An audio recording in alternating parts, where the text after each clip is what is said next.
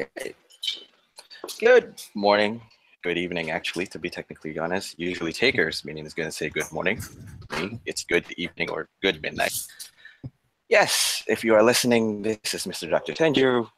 Without the presence of TakersMinion beside me, today I'm playing solo. But I promise you, though we only have half of Shootin' the Breeze here tonight, I promise to deliver twice the fun. And, well, just so that I don't stumble on this on a more incapable hand such as myself, I brought in a guest. Please introduce yourself, guest. Oh, hello everybody! It's me, the Don Sal Cusmano, making a run-in. Because, like, whenever one of the Shootin' the Breeze guys can't make it, somehow a wormhole or something opens up, and I'm the one who gets sucked in to fill in. Mm-hmm. So, well, here's the thing, though. Back when we were just starting on the first episode, you were the one who supposedly have to come in as a standby for me because I was late for about, what, half an hour? yes. So, which is surprising. So yeah, you know, it's really always surprising. But hey, we're coming full circle. First of all, it's Taker. Now it's me, and I am calling people now. Hooray! Yes, and yes. If you guys have actually caught my Twitter feed and all that, yes, I am out. I'm not in my regular scheduled home. I am now outside in homestay, enjoying a little bit of R&R. Always fun. Well, technically speaking, we had a blast. We had barbecues. We had karaoke last night. Then we had some seafood tonight. Technically speaking, with nice, with lots of drinks. I think I grow about 10 pounds. I think. I'm not saying that. I'm not saying I'm chubby, but I still need to manage my weight. I'm 30 and I'm still thinking about my weight. God damn it! Oh, come on. I'm sure you're fine. Well, anyway, how are you, good sir? Taker, what's that? I'm pretty good. Mama des. But, you know, yeah, work this morning, so just got off, and I'm happy to be here, so.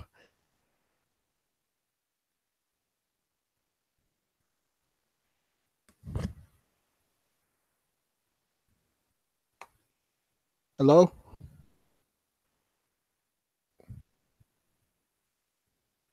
Hello? Hello. What happened? Yeah, okay, sorry. No, you're fine. Probably technical issues. This is why I don't work solo. It's incapable issues like this. Yeah. Okay, how are you this week? Because not many people know that you actually took an exam this week. Yeah. I actually had 3 of them. Mm-hmm. Wednesday, I had a Japanese written exam. Mm-hmm. Thursday, I had a German history exam. And Friday, I had a Japanese oral exam. And of course, since obviously speaking from my side, how was your Japanese, sir? I'd say it was pretty good. There was there were some things I got right away. There were some things I only realized until after that I completely forgot about. One of the questions, we had to use a few different type of sentence patterns, and one of the ones I had to use was either ending a sentence with "nay" or "yo," and I completely forgot about it. But then I realized after the fact she was asking a question for it, and I'm like, crap. And for some reason I had trouble saying "hapyaku" in class, but as you can hear now, I can say "hapyaku" really easily. Because usually when you translate from Romaji Japanese to Romaji, usually the han pyaku, the end of the word is usually silenced. Yeah. You have to immediately jump to the next one, which is the P. So it's hapyaku. Yeah. Directly on all that. But, yeah. But both of us really, of course, this show is all about talking about wrestling, but I'm going to actually wax lyrical about Well, considering that most of you might not know, Sal here is a Liverpool fan. And some of you may know I am a Liverpool fan as well. And we are so happy that Liverpool beat Porto 5-0. Yeah. I'd say Liverpool beat. Most of the people would say Liverpool thrashed Porto 5-0. Yeah, thrashed is a good word. Yeah, thrash is a good word. And of course, the fine folks here in the homestay wanted to play FIFA, and they are playing FIFA right in front of me right now. They're actually playing FIFA on the PlayStation 4. Good God, you are so... Anyway, okay. I mean, how good was the whole Trident Front 3 on that that weekend? It was about as good as you could ever want it to be, completely honestly. I mean, you know, Mane's getting a hat trick. Salah just hit 30 goals. Firmino put in another beauty. I mean, what else could you want? Okay. Here's what I brought up yesterday with you. Apparently, some of the pundits in England are still actually vouching for Liverpool to find an out-and-out striker on the next transfer window.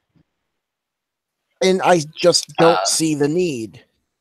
Yeah, and here's the pundit who voiced this out. It's John Barnes, a former Liverpool player. Oh my god! I mean, okay. If the front three is if the central striker, which is Firmino, and then you have the white players in Mane and Salah actually firing on all cylinders, you don't really need to see an established enough striker. We already have one as a backup, Danny Ings, but yeah, you don't. Yeah, really no, need you're him right. yet. Yeah, we have one Danny Ings, and then we have another Daniel Sturridge. Both of them aren't really used sporadically. Yeah, I know. Due to the effervescence of Firmino, as well as the front two of the wide players. Sorry. Yeah, no, you're right. I mean, like, I look at it like when you have a team, great as good a counterattack as Liverpool has, and the ability to do what they do so easily. I mean, Firmino's putting up 20, Salah's put up 30. Like, the striker really isn't our need. Our need is more on the back end, on our defense. I mean, it's looked a lot better, but I would still like to have, you know, another guy there. Another top-class defender. Yeah, another top-class defender would be fine. Because as much as we wax lyrical about how expensive EVD is or Virgil van Dijk is, he's still just one person. If he gets injured or if he gets illness or something which takes him out from the next game, it will be troublesome. I'm not going to knock off I'm not going to knock off down both Matip and Lovren, but Lovren more in particular because he can do some calamitous things in his heydays. Yeah, he's like the Martin Skirtle version, only slightly better than Skirtle. Yeah, no, you're right, and I mean, but here's what I already told you this, and here's what I think. The whole signs of the back four and the goalkeeper looking solid is shown the week before when they were facing Southampton. Yes. I mean, like I said, there's one instance where Loris Kaz did the fingertip save to deny a header over to the crossbar, and I said to you that if David De Gea was the one doing that, you'd be ecstatic. Not just Man U supporters, but everyone would be ecstatic. If it's Loris Kaz doing it, it's Loris Kaz. Who cares? Yeah, exactly. It's so unfair to the guy. Yeah, because he's still young, and people. I'm going to take a leaf out of the wrestling page and say, give him time. He just came in. He just came in, I think, this season. He just came in on this season, and you're already berating him for the errors that he did. He's still learning the whole intricacies of the English Premier League. Can't really knock him down that one. Yeah, no, you're completely right. And I mean, he's really, really looked solid these past few games. I mean, kept a clean sheet against Porto, and they had a few good chances. So it's not like, you know, I mean, and like that game against Southampton, like you mentioned, he'd made some spectacular saves. Game before that against Tottenham, he made some great saves to keep it a draw. So, you know, I think both of us agree. I think both of us agree that the penalty for Tottenham was unfair. Just harsh. Yeah, that second one that tied the game. It should have been a Liverpool win, 2-1 in all honesty. That second one. I mean, hell, the fact that he actually stopped a Kane penalty. I mean, yeah, he gave up the second one, but most people would give up both of them to Kane. So, I mean, yeah. Curious. Already saying, okay. Yeah. Curious. Yeah, no, Karras, no, he's just looked really solid lately, and I mean, I've really been impressed. I think, like you mentioned in before we came on, like Klopp giving him the number 1 shirt and telling him to like run with it. I think that's really like lit a fire under him. Yeah, it really made him settle, because you don't need the drama of who's going to be keeper in the next game, who's going to be keeper in the next game, because initially if you noticed on the first season, on the coming season, this season actually, since its beginning, Klopp would usually use Mignolet for Premier Leagues and Karius for the whole Champions League Cup games and whatnot. Yeah. That's his split decision made. Yeah. And of course, some say that, reasonable enough, logical enough, but that's just you going to say on a tangible point. On the intangibles, like emotionally and how they're handling it and all that, you don't know. Yeah. Yeah, no, you're right. And I feel... Go ahead. And I was just wrapping up going to say, and that's why there's confusion with what Mignolet and Karius doing some errors and all that. So. Yeah, no, you're right. And I feel like, the emotional stuff, and I feel like getting that faith has helped him out too. So, yeah, but we'll see. I'm already excited for Champions League things, Champions League knockout stages, and them knocking 5 away from home without conceding an away goal and keeping a clean sheet. Yeah. Chances are looking up for us. Yeah, no, like I said, unless we have a monumental collapse and give up 6 in Anfield, we're going to the quarterfinals. So, yeah, and of course, again, like I said, Liverpool on their best day can beat almost anyone in the league. So the front 3 running up and saying just the midfield doing well and defensively not really doing much errors. Yeah. They can take on pretty much anyone. It's just that our inconsistencies lie to defense. And sometimes our inconsistencies are weird. Our inconsistencies and team. So confusing. I mean, and like I said, I have to remind people that on a bad day, Liverpool can go like PSG versus Real Madrid. Yeah. I'm sorry, George. George. Yeah, sorry in advance, buddy. I know you hate football now, and I don't blame you. Oh, man. His hatred for football now is kind of like your hatred for Chiampa now. It's Chiampa.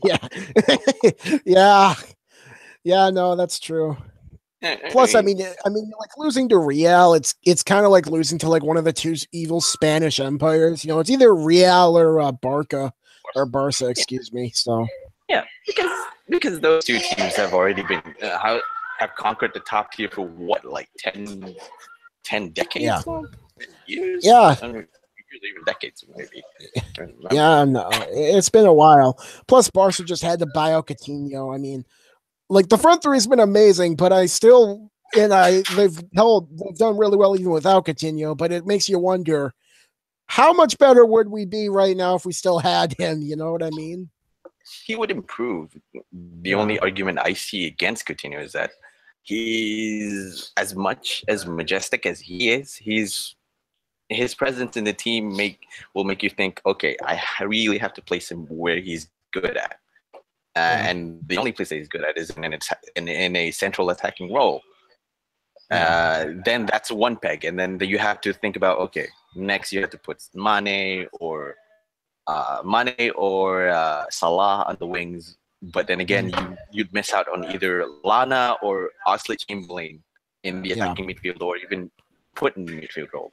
Sometimes it's the position conundrums that you really don't have a look, because like I said, as majestic as he is, the only place that he plays well enough, excellently, along his season in Liverpool was in the central attacking midfield role, where he can control the midfield. And Yeah, even if you put him in a wide role, he'll do it well. But that's not really his preferred role. His preferred has always been the middle, down the middle, straight down the middle, dictating play, deciding on through balls, and doing those magical things that earned him the nickname, the Little Magician. So that's what I see. Yeah, no, that is a good point. And number two, Barcelona has been sniffing around on Coutinho for what, 2 years now? Yeah. We did get like over 100 mil for him, and that's in pounds, not dollars. So yeah, 135 pounds for 135 million pounds for him. So yeah, it's a good deal. Sell he's still hot. No. And of course, his presence in the Barcelona team would be better because they're a passing team, and number two, they need someone in the middle after Iniesta's gone, Xavi's gone. They need that person who can do that, and Coutinho's out. So, sure. Yeah, no, that's a good point. Yeah. Can't really grumble about it because we're always being poached when some of the players that we buy turned up excellently in our team.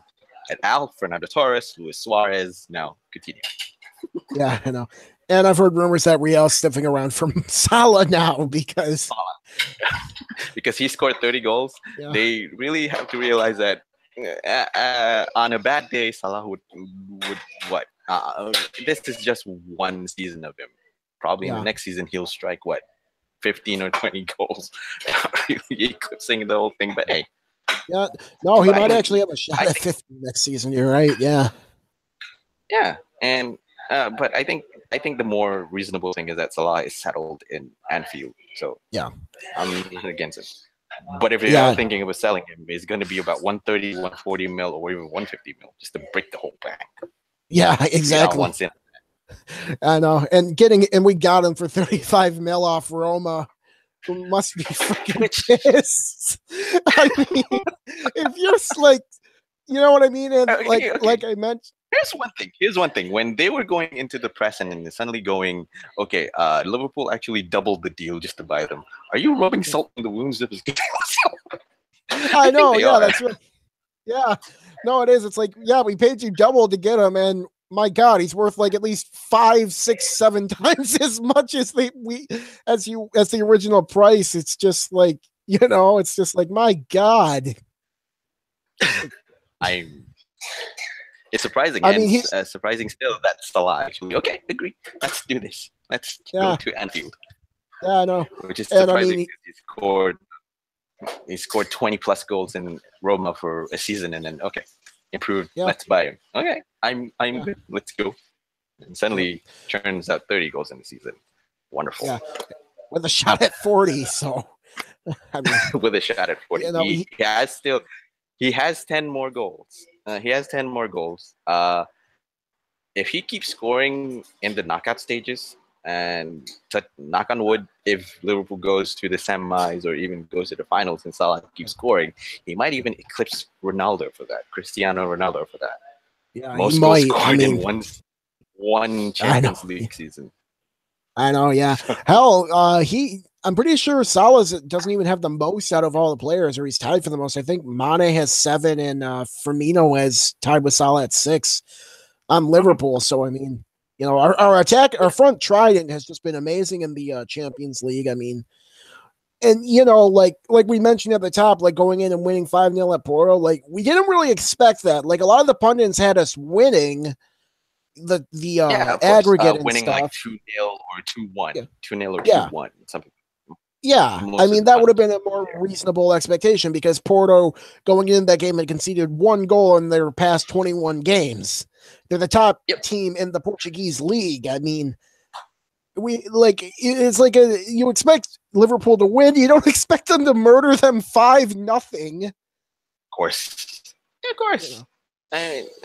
All's well and ends well because we don't really expect. This is why we love Liverpool, for ridiculous moments like that. Yep. Because we don't really expect our team to do well, and then suddenly they do well, and then suddenly they knock 5 goals. It's just like how they knocked 4 goals against Manchester City, how they actually knocked 5 goals against Arsenal way back in the 2016 season. Yep. 15 Hell, or they knocked 16 four. season back then. Yeah, they knocked four in against Arsenal in their first game this year against them. So Yeah, and killed them 4-0. And knock on wood again. Yeah. During a friendly, they knocked 4-0 in a Barcelona team. Yep.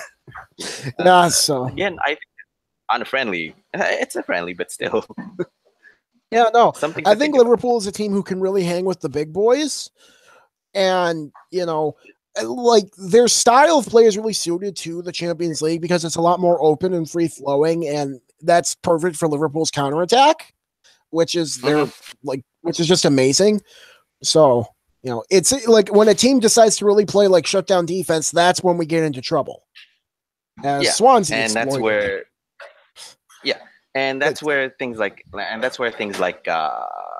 people like Coutinho could do the magic because he can play through the channels and try and work into the crowded midfield. People like that who can really control the ball. That's where I think that's one plus of Coutinho way back when he was in Liverpool. He can do that. He can unlock defenses. Yeah. But still, Liverpool's been looking strong. I'm happy with the progress that they're making. Yeah, After two draws, they really need a win. They really need to get a win. Yeah. And suddenly surprising in the Premier League, they get 2-0, and then in the Champions League, they knocked 5. Manchester United during the next game. Please be wary about that. Yeah, I know. It's looking good. I think it's going to be us and Man City for the 2 spot. I think we can edge Man City, or not Man City, excuse me, Man U. Jesus. Man United. Yeah, we could edge Man United with that. Yeah, Man City's winning the Prem. I mean, it's pretty much all set in stone at this point. Obvious, but of course, the silver lining is that we actually beat them and broke the invincible tag for them. So that was such a great game to watch too, man. It was. Even if you're not a fan of both Liverpool and Manchester City, that match alone is great for soccer enthusiasts or soccer neutrals, for that matter, or people who are watching football. If you are recognizing football as 22 people kicking one single ball to a goal, not the American football kind of stuff, but. But no, that was a great game, and I'm looking forward to what Liverpool does next. They have your usual partners, West Ham Hammers, next Saturday. So Takers Hammers is gonna play. Well, West Ham are actually getting back on track again. Yeah. No, they really are. They've really pulled themselves out of the relegation zone, and they're about middle of the table right now. They are. Yeah. So. And they're really doing this as well. And their best attacking player, Manuel Lanzini, is actually back from injury and training well. Who knows if they're going to play him next or just rest him and then just play with a Liverpool team that works very well on counterattacks. I mean, there's a lot. There's a lot that has to be said, even way back in Southampton team that has been said. Like, you don't defend on a corner and then send almost every single player into the penalty box on a Liverpool team prepared to counter. And when they counter, you realize, oh shit, I'm only left with 2 defenders. Yep. It's a 2-on-2 situation or 3-on-3 situation. No. Yeah.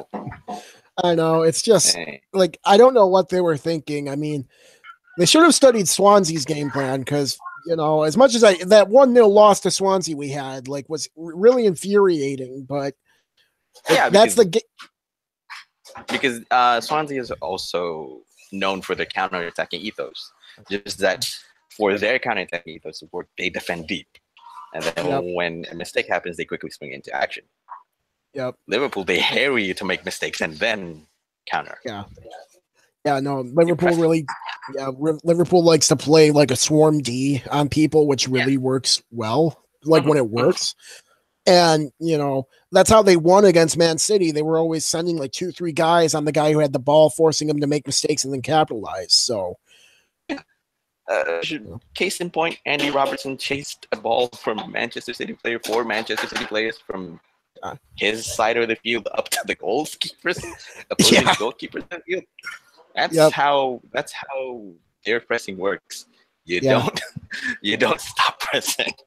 Yep, I know, and it's just great. And I mean, I really feel like Liverpool getting back in their groove.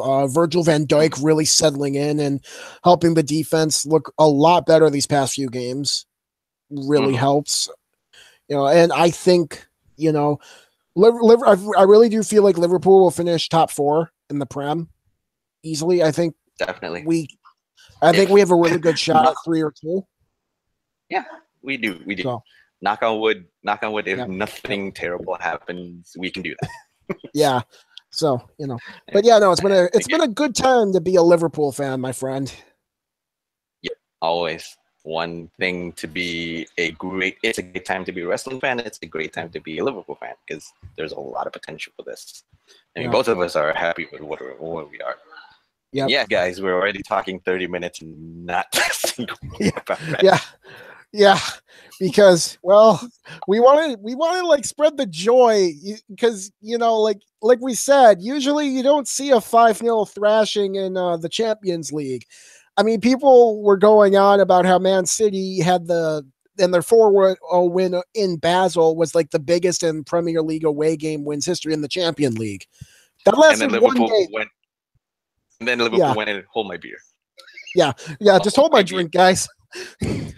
And I mean, I don't want to like disrespect Porto or Basel because they are both like very capable teams. Like you have to be to make it to the knockout stages of the Champions League. They're 2 of the best teams in their respective leagues. I mean, Basel is one of the best teams in the Swiss Super League. Hell, Salah used to play for them. So number 1, and Porto is the reigning Premier League champs in Portugal. Yeah, they're the number 1 team in the Portuguese league. So, I mean, for what Man City and Liverpool did, it's not like they beat total scrubs 4-0 and 5-0 respectively. They beat good teams. Hell, because the Champions League, for those of you who really want to get into soccer or football for this, just a little bit cut. Start with the Champions League because it's the best of the leagues in Europe, and the best teams that are top ranked joining in. So it's going to be something. Even if you see Ukrainian league coming with their champions and number 2s and number 3s, for example, they're still the number 1, number 2, number 3 of their league. That's not something to demean at. That's something to look into. They're the champions. They're the runner-ups. They're the third runner-ups. Second runner-ups. Sorry. Yeah. No, you're right. And it's it's like you look at that and it's like that's why when like what we're saying, like these are great. These are all really good teams. This is like the cream of the crop of Europe. Mm-hmm. And there's a reason why. And there's a reason why we're actually doing. There's a reason why we're actually doing a happy note so early. Yeah. Like, there's something in the works here right now. So anyway, I mean, enough about prattling about this one. I mean, another fact that we actually have in common is that we do like stuff like Sentai and Pokemon and whatnot. Yes. There's a lot of things. I mean, I love the Q Ranger set, the season of Q Ranger, and this year they did pretty well. I was entertained from episode 1 to 48. Yep, it was a blast, and of course, I hate to go against Ahim, the original Gokai, but Hami is actually getting close to being there. Yeah. She might even upstage Luca Milfi on my side of this Sentai, but overall Q Rangers was great, and it also got me thinking: what the hell is Saban going to do when they're going to change it to America into the Western scene? You have 12. Yeah, you have 12 Rangers. Yeah, not your usual 6 or 7. It's 12. Yeah, no, not to mention that the Blue Ranger suit is all furry and stuff. That'll be a hard thing to change. It's a first actually, because they're doing that. It's a first for a character like that to get fur on his Ranger suit. So I'm looking forward to seeing whether the Americanized version has a furry Ranger suit. Great. Yeah. And of I course, wonder almost if they avian, might just skip over it, like they did with the Train like what Sentai it, series. yeah, I can't remember with the the name of it. Tokyujus. I don't. Yeah, Tokyujus. I don't really know why they actually skipped Tokyujus. Probably because I don't either. they didn't have. It's. I think it was because they didn't have enough time to actually secure the whole thing, something like that, or something around that. I think the argument something around that. But it happens. You have Mega Force and then Super Mega Force. Somehow. Which will not be talked about. And then now, of course. Yeah. Damn you, Red Ranger. Yeah. You went from the marvelous, awesome, godlike Captain Marvelous to him. Yeah. Imagine that. Yeah, that's like going from SmackDown in the fall of 2016 to SmackDown now. It's just such a decline in quality, my friend. Such a decline. Wait. We have plenty of time. We have to keep. We need to keep teasing them before we get it. Yeah, no, we got to keep the positivity going. Yeah, until we actually unload. Because needless to say, we weren't exactly fans of SmackDown this week. Just now. Yeah, because it all revolves around motor. But anyway, we share that. I thoroughly enjoyed Q Ranger. I'm looking forward to Lupin Ranger versus Pato Ranger, because that's another concept I love to see. Yeah. What happens in the Western world when two Power Rangers team goes up against one another? Yeah, I know. On the same season. Yeah, they're facing off against each other. I know it's a really interesting idea, and I haven't seen the first episode yet, but I've read all the synopsis and stuff, and the idea is really interesting. Like two teams of Rangers facing off against each other. That's great. Yeah, and I mean, I love. And they have the same morphers. They have the same morphers. Just different ways of using it. So yeah, it's really cool, and I love. Go ahead. If you notice this, when you watch the first episode, if you notice the whole setup of the whole MacGuffin that they call the Lupin collection, pause it and you watch and you take a look at it, each and every one of the items closely. If you watch Q Ranger, one of the items is actually the Orient Battler. Well, technically, the Orient Voyager. One of the items is an Orient Voyager. Oh my god, that's awesome. Yeah, and then I was going, okay, that looks like that actually is an Orion Voyager. And then I pause it and go, okay, maybe there's other things that they use. And lo and behold, there's a Go Buster weapon there. There's Zyuohger's gorilla there. And there's a what was the name? The Gaburinchu gun that they used. I forgot the name for the. Volta Rangers. What the I only remember it's a Dino Force. Oh my god! The US version, it's Dino. What was it again? I can't remember. No, not Zyuohger. I just said Zyuohger. No. Zyuohger is the whole Dobutsu Sentai Zyuohger. Before that was Ninja, and then. Yeah. Way before that was was it Kyoryuger? Oh yeah, Kyoryuger. There you go. Yeah, you got it. Yep. Kyoryuger. Yeah. Again, two nerds talking about. Yeah, no, I'm looking forward to that now because I want to see all the little Easter eggs, and I mean, I do love the throwback to Lupin because. In Japanese pop culture, there's been a long-running anime series called Lupin the Third. Yep. It's still ongoing, isn't it? It's still ongoing. Yeah. And it's been going on since, the 80s or 90s? So...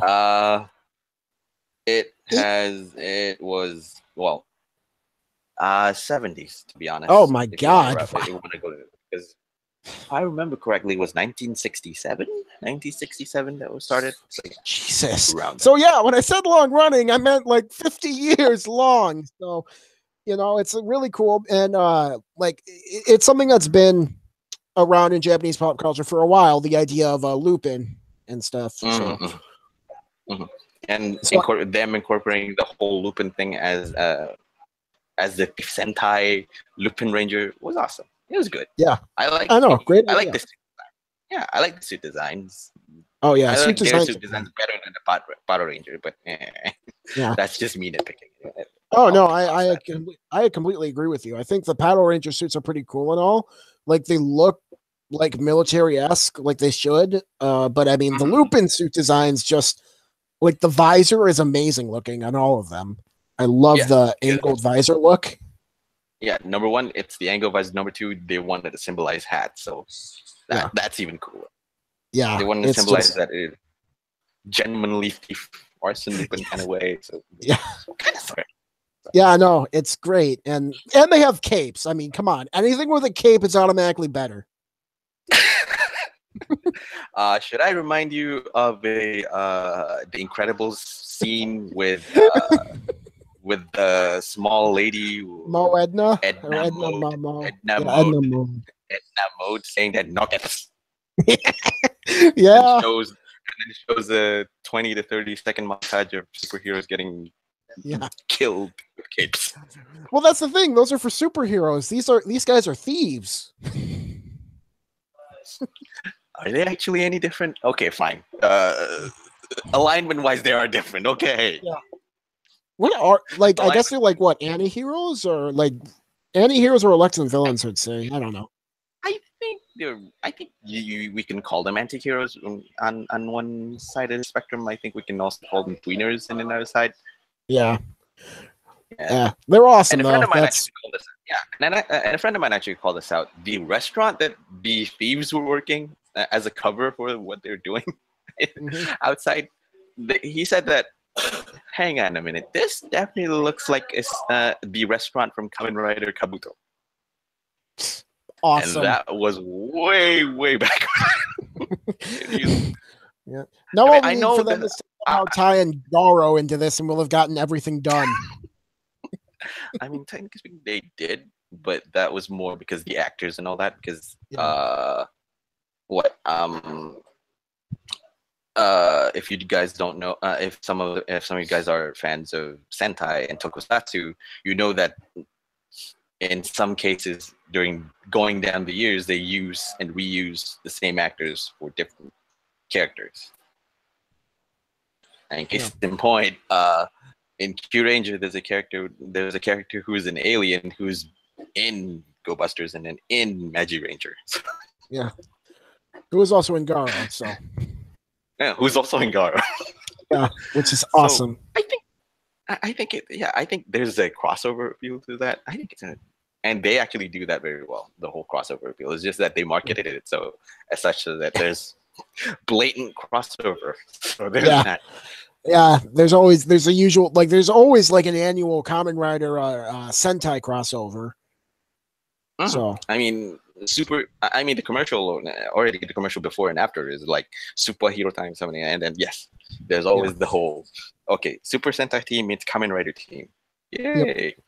Yay! It's fun, and then they work it on to the summer show, the summer DVD ones with the whole crossover of the superhero Taisen or probably Heisei generations of that, and some movies like that as well, where they introduce the whole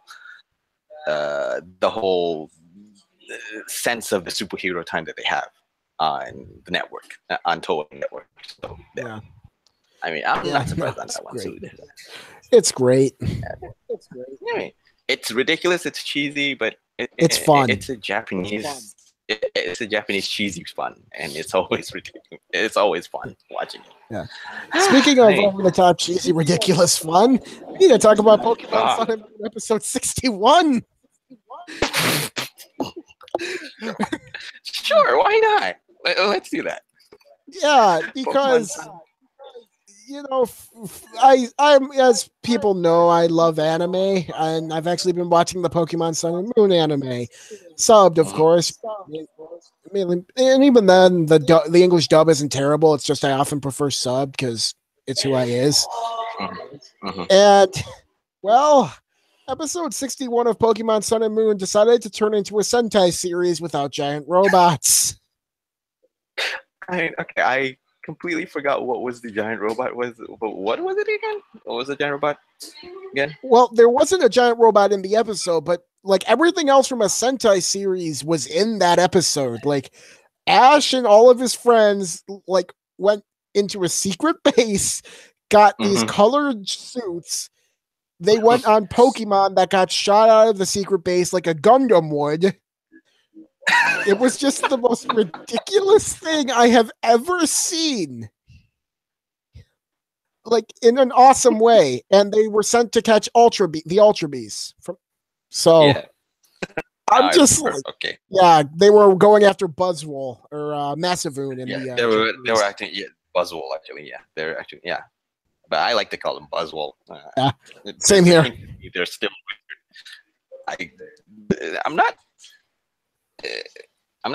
going to say that I don't really like the Japanese civilization, but I like Buzzwole better. Yeah, no. Buzzwole.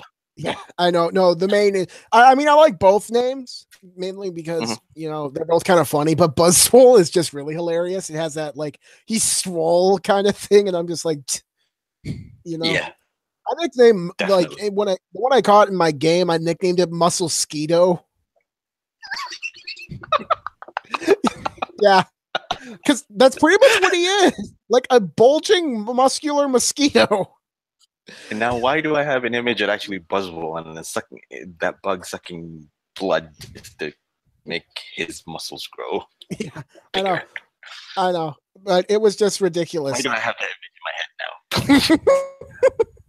Oh man, no, it was ridiculous. You had Ash and one of the other main characters, Kaki, just making poses with the Buzzwole saying pretty much his name. And I'm just like, the hell's going on? And then Ash does a go-go. Buzzwole while flexing, and then Ash does a go-go 13 face. Oh. I was dead at that. I'm just like, okay, I'm done. Like from the Gundam launch, from the Pokemon, like getting shot out of their base, flying through. I'm just like, this is the most ridiculous thing I have ever seen. But my God, is it amazing?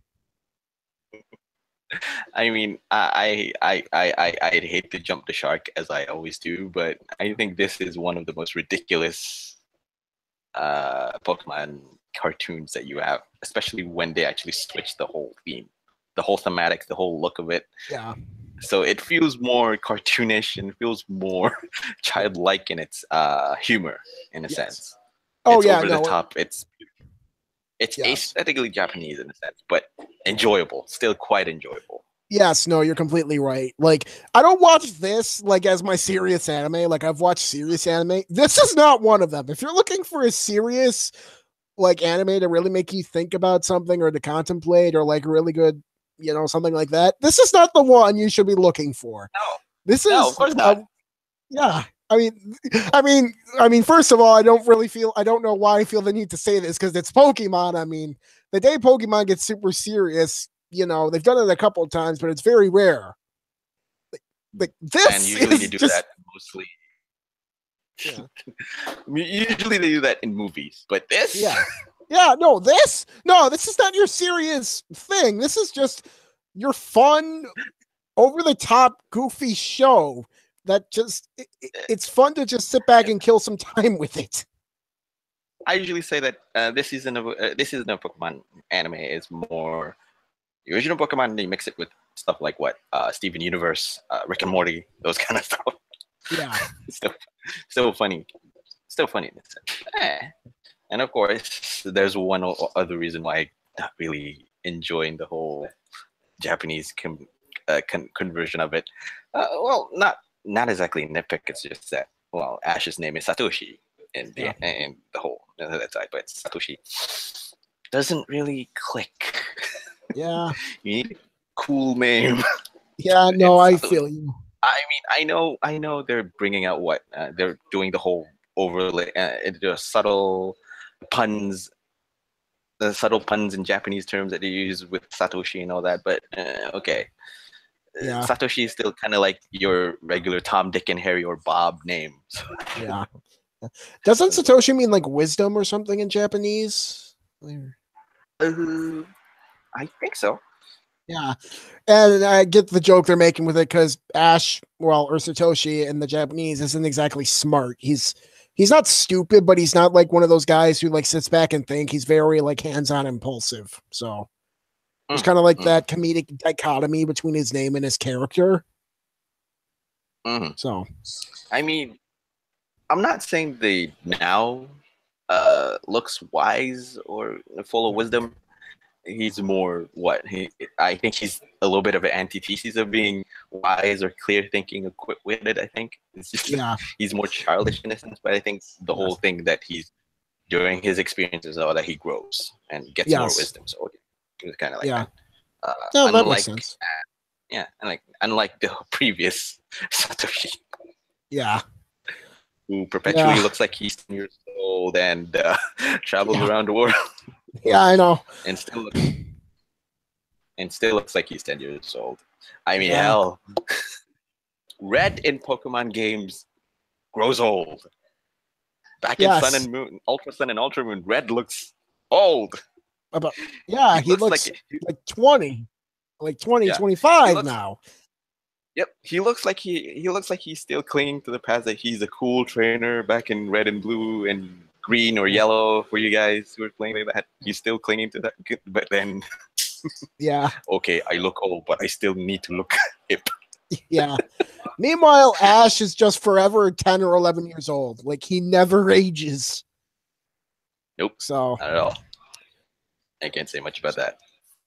Nah. I mean, it is what it is. Anyway, like, it is. But that's been Sentai and Pokemon in Liverpool. Glorious Liverpool. Good times. Good times. Makes me hate to go and delve to the other side of the pond with this one. Yeah. Do we need to start off bad, or do we need to just knock off the good ones first and then we go to the bad ones? I'd say we save all the bad till last. Okay. Or do you want to get? Or do you want to get the hate out now? If you want to get the hate out now, let's get the hate out now, and we can end on a happy note. Okay, sure. Let's do that. This week in wrestling. This week in wrestling for WWE, I've watched Raw. I've watched SmackDown. I've watched NXT, and as well as 205 Live. But 205 Live I only caught it on highlights. Yeah. On the highlights. Yeah. And I actually watched 205 Live, but I only watched the highlights for SmackDown and Raw. So. Okay. Fair enough. I mean, yeah, SmackDown, man, just SmackDown. Let's start off with SmackDown. I mean,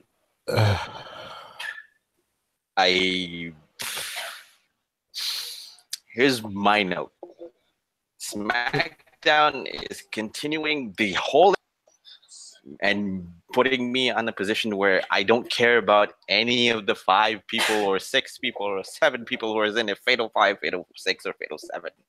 Yep. I don't care jack shit about anyone. Yep. And this is a show where you have AJ Styles as your WWE champion. Yep. Let me put it to you. I don't dislike the concept of Fatal 5 Ways or multi-man people. If you do it right, you can get results. And JPW proves that. Yep. But this? Yeah, no, you're right. I mean, hell, they told us all we needed to know when they decided to start off the night with Dolph Ziggler versus Baron Corbin. Like, okay, it's one-on-one. It's one-on-one. Yeah. Number one, it's one-on-one, but yeah, no. Number one, you have someone who's nicknamed by Taker as Boring Corbin, or to some of us. And then suddenly the newly minted, newly contracted amount that I have no idea how much he gets, Dolph Ziggler.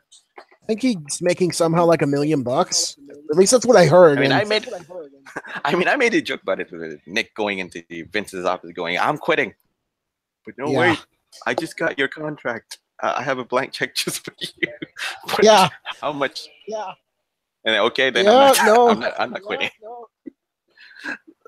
I also joked that the fact that he must have some huge dirt that he keeps against Vince's will. He has to. I mean, like, there is no other good reason why you would ever keep Dolph Ziggler on your roster for $1 million.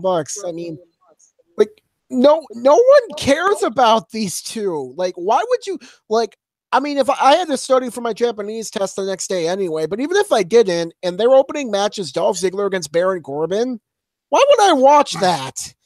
Baron Corbin is boring as all hell, and no one cares about him.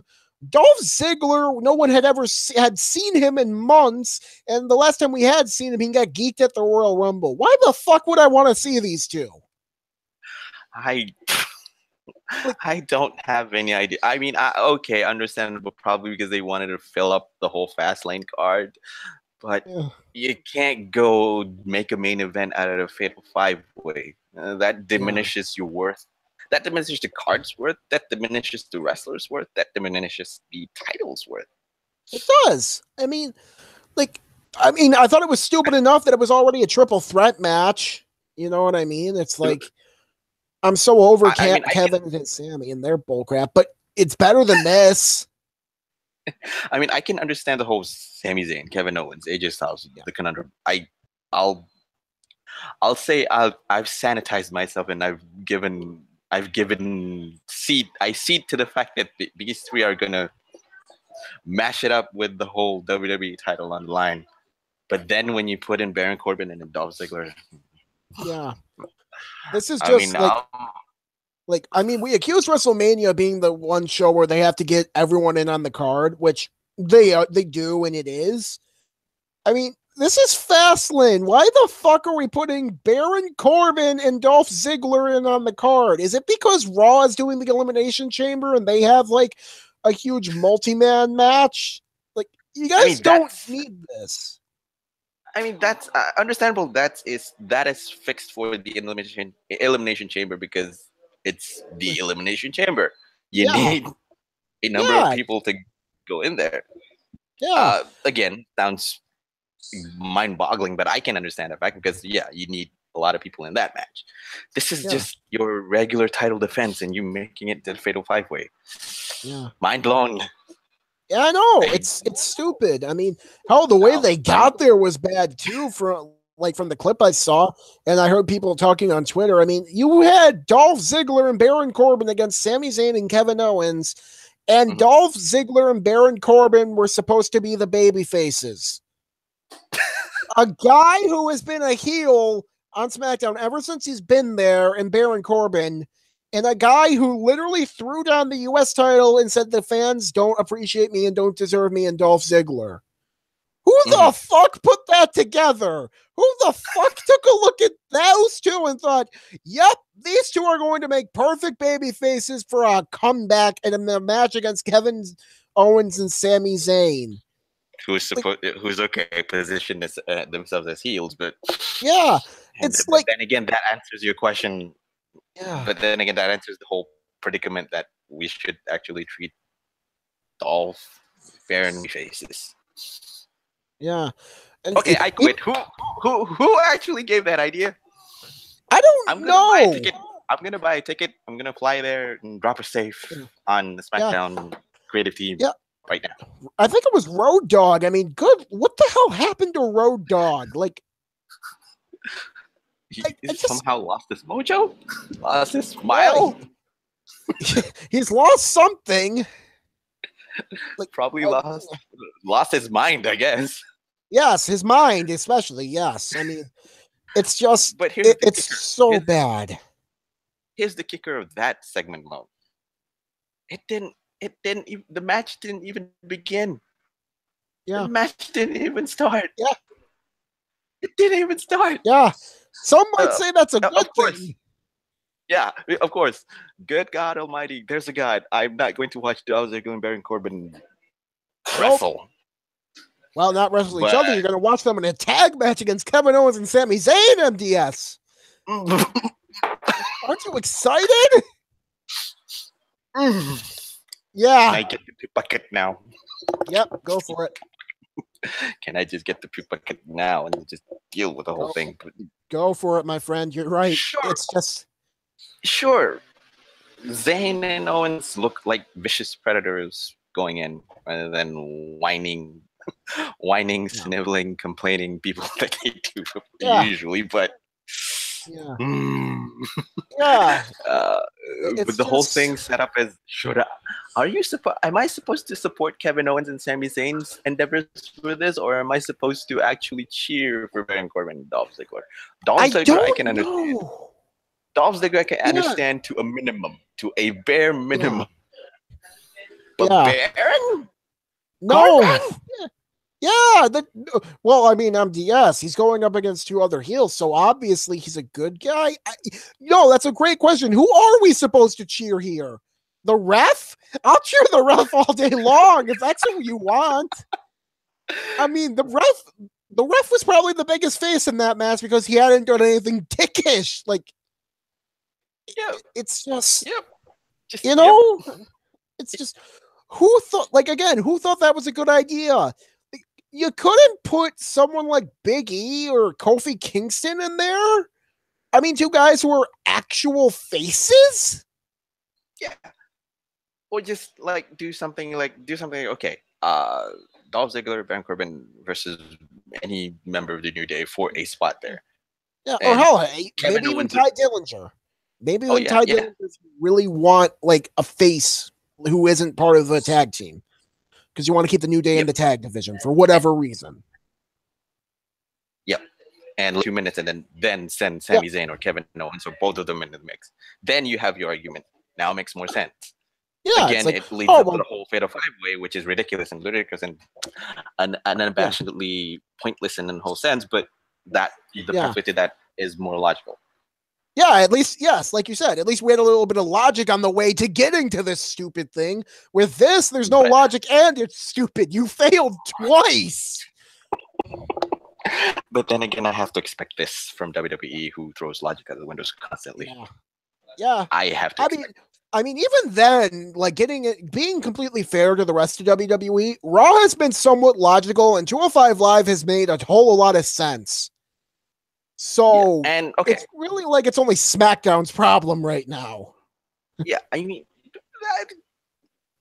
granted, the whole main event thing about Corbin tagging with Ziggler going against Owens and Zayn, the whole thing was awesome. The wrestling thing was awesome. The whole storyline shtick. Yeah. It feels like SmackDown is just throwing wrestlers on the wall and see what sticks. Okay, guys, take a few dough, throw it on the wall. Who sticks? Oh, Kevin Owens and Baron Corbin sticks. Let's throw them in a match. Yeah. Oh wait, we have 5 doughs of Kevin Owens, Sami Zayn, Ty Dillinger, Kofi Kingston, and Randy Orton. Yeah. Let's do a 5-man match. I think that's how they're doing it. Yeah. They're throwing dough on the wall. Seeing what sticks. Yeah. No, you're right. This is Randy Orton's dough. Yeah. Okay, it sticks. Let's make that match. Yeah, let's go and have Orton against Bobby Roode instead of Rusev, because heaven forbid we actually use someone who's over. Yeah. Like, is SmackDown just allergic to using people who actually get, good, good results? I don't know. I mean, like you said, Raw was decent. Raw was actually good this week, in my opinion. Anyways, you said it was fine. Yeah. NXT NXT was great as per usual. 205 Live made huge changes. Huge. Yeah. And that 205 Live, I've been watching the past few weeks. 205 Live has been awesome.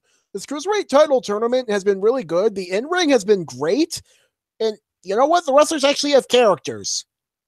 And I can follow them. No, like they actually dropped the whole over the top blowout character stick, and now they're going with actual sensible characters. Yeah. Drew Gulak PowerPoint was like I said, I'm jumping the whole board here, but okay, small segue tangent. Drew Gulak PowerPoint presentation guy was good. Drew Gulak, vicious devil who will break your back in the cruiserweight division. Even better. Even better. Yeah, and he still has that little PowerPoint thing about him. It's like they've evolved his character. He's not just some goofy PowerPoint guy. He's a guy who likes order and stuff and wants the 205 Live side to be more orderly and less high fly. But he can back it up in ring and be like, yeah, exactly. You know, if he doesn't get it, it's like, I'm going to break your back. I can back it up. Yes. And there's one segment with Drake Maverick where he meets up with Jack Gallagher, and Drake was going, okay, why are you a wrestler who wrestles coming into the job wearing the whole combination of tux, smart pants, slack pants, waistcoat, and a button up? Yeah. Tomorrow you're coming to work and wear your proper gear. Yeah. So we're gonna see Jack Gallagher wearing his neon stripy pants, which is actually for the better. Yeah. It's more louder to work. Yeah. Yeah. And I think it's good. Yeah.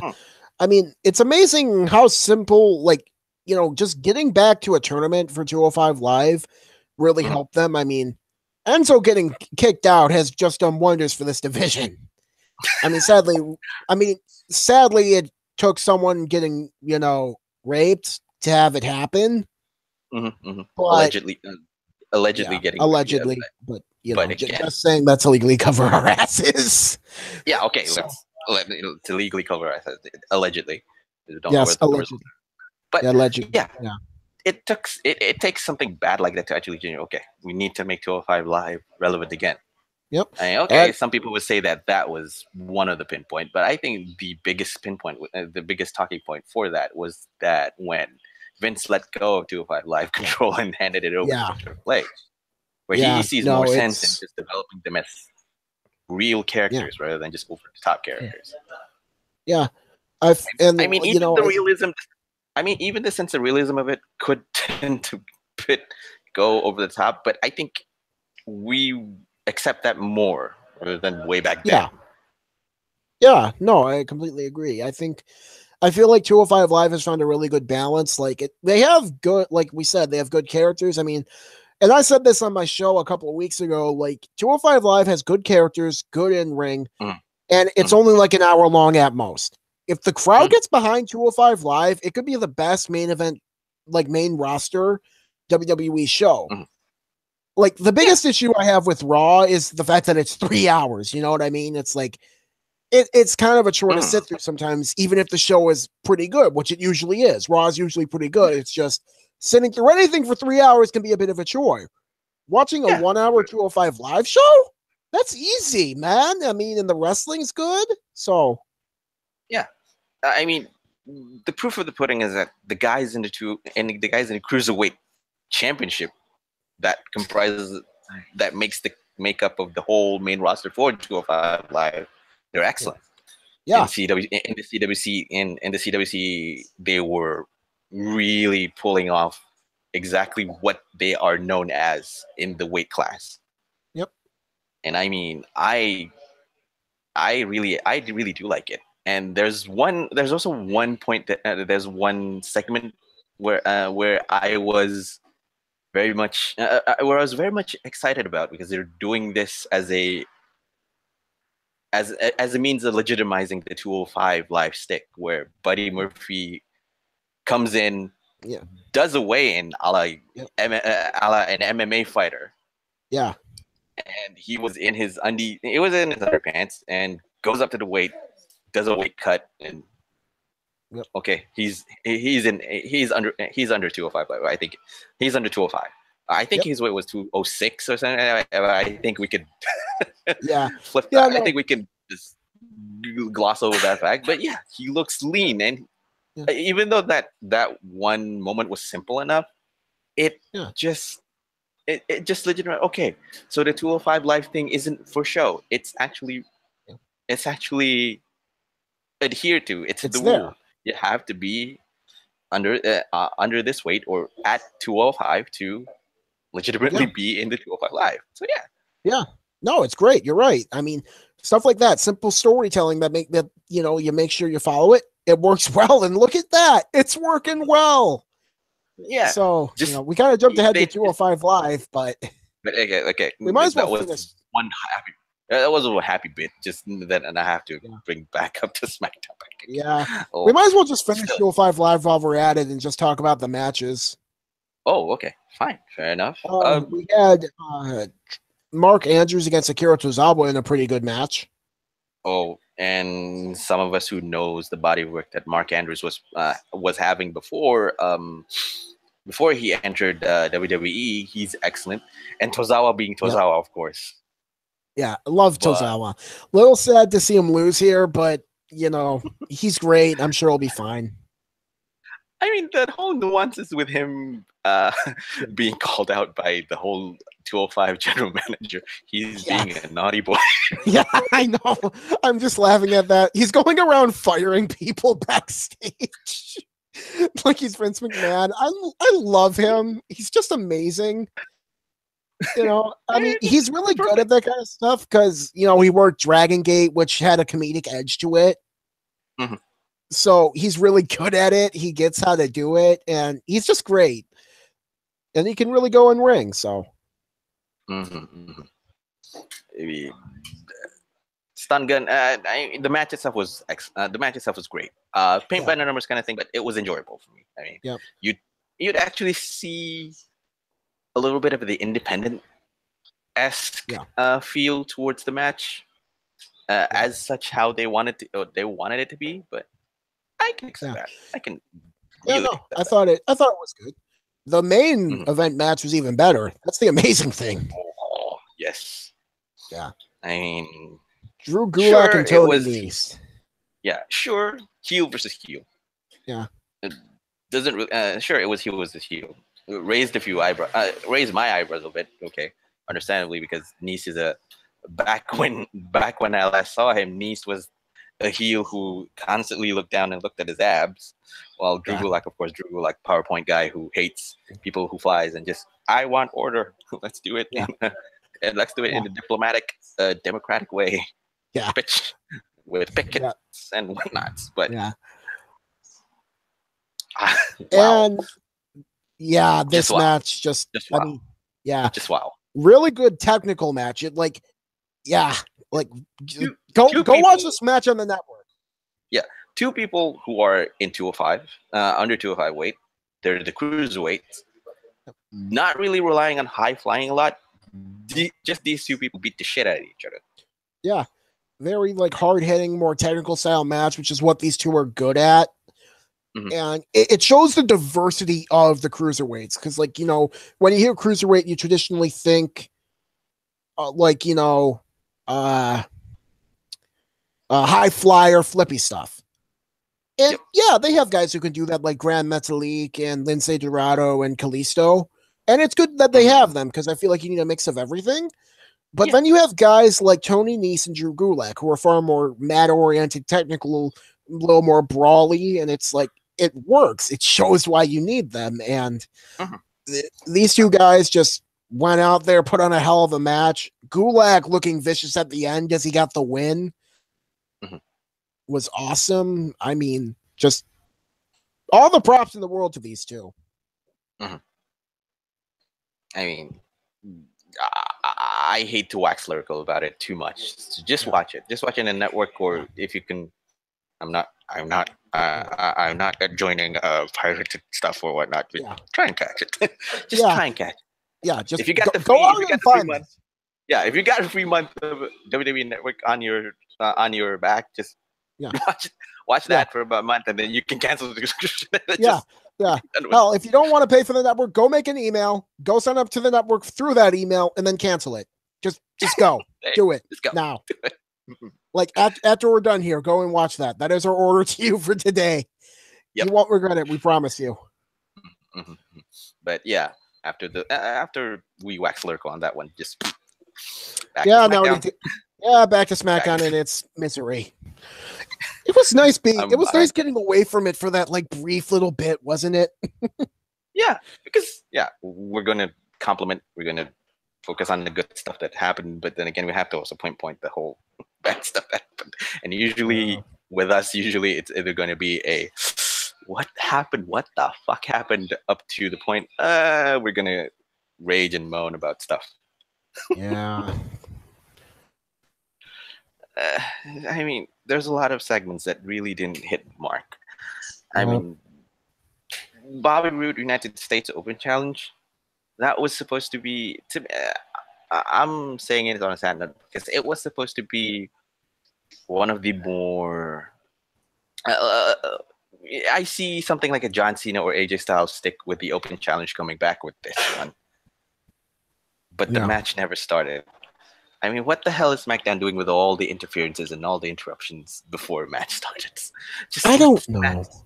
match start. Just start the damn match. Give Yeah. it about 5 to 10 minutes until you can run interference, and I'll be happy with just that. I just need to watch development happening in the ring, not development happening outside the ring. Yeah. No, it's stupid. And then, I And mean, then they have the Jinder goal Mahal. to actually. We'll talk about Jinder Mahal in a sec, but they had dragged a potentially good wrestling match into a talking point, a talking show. Yep. With Randy Orton, Bobby Roode, who's admittedly sometimes he can dish out gold on the mic, Yep. uh, and of course Jinder Mahal. It was just wow. Yeah. So, instead of making this about the US title like it should have been, my friend, what did they make it about? Did they make it about, oh, I don't know, how Randy and Jinder had issues in the past Oh no, over the I can WWE sit out. title? No, no. Did they make it about how Jinder wanted to get back at Rude for knocking him out of the United States title tournament for beating him in the finals? Oh no, not that either. I was thinking about it, but not that either. To be honest with you. Really? Huh. What was Jinder mad at Randy and Bobby for?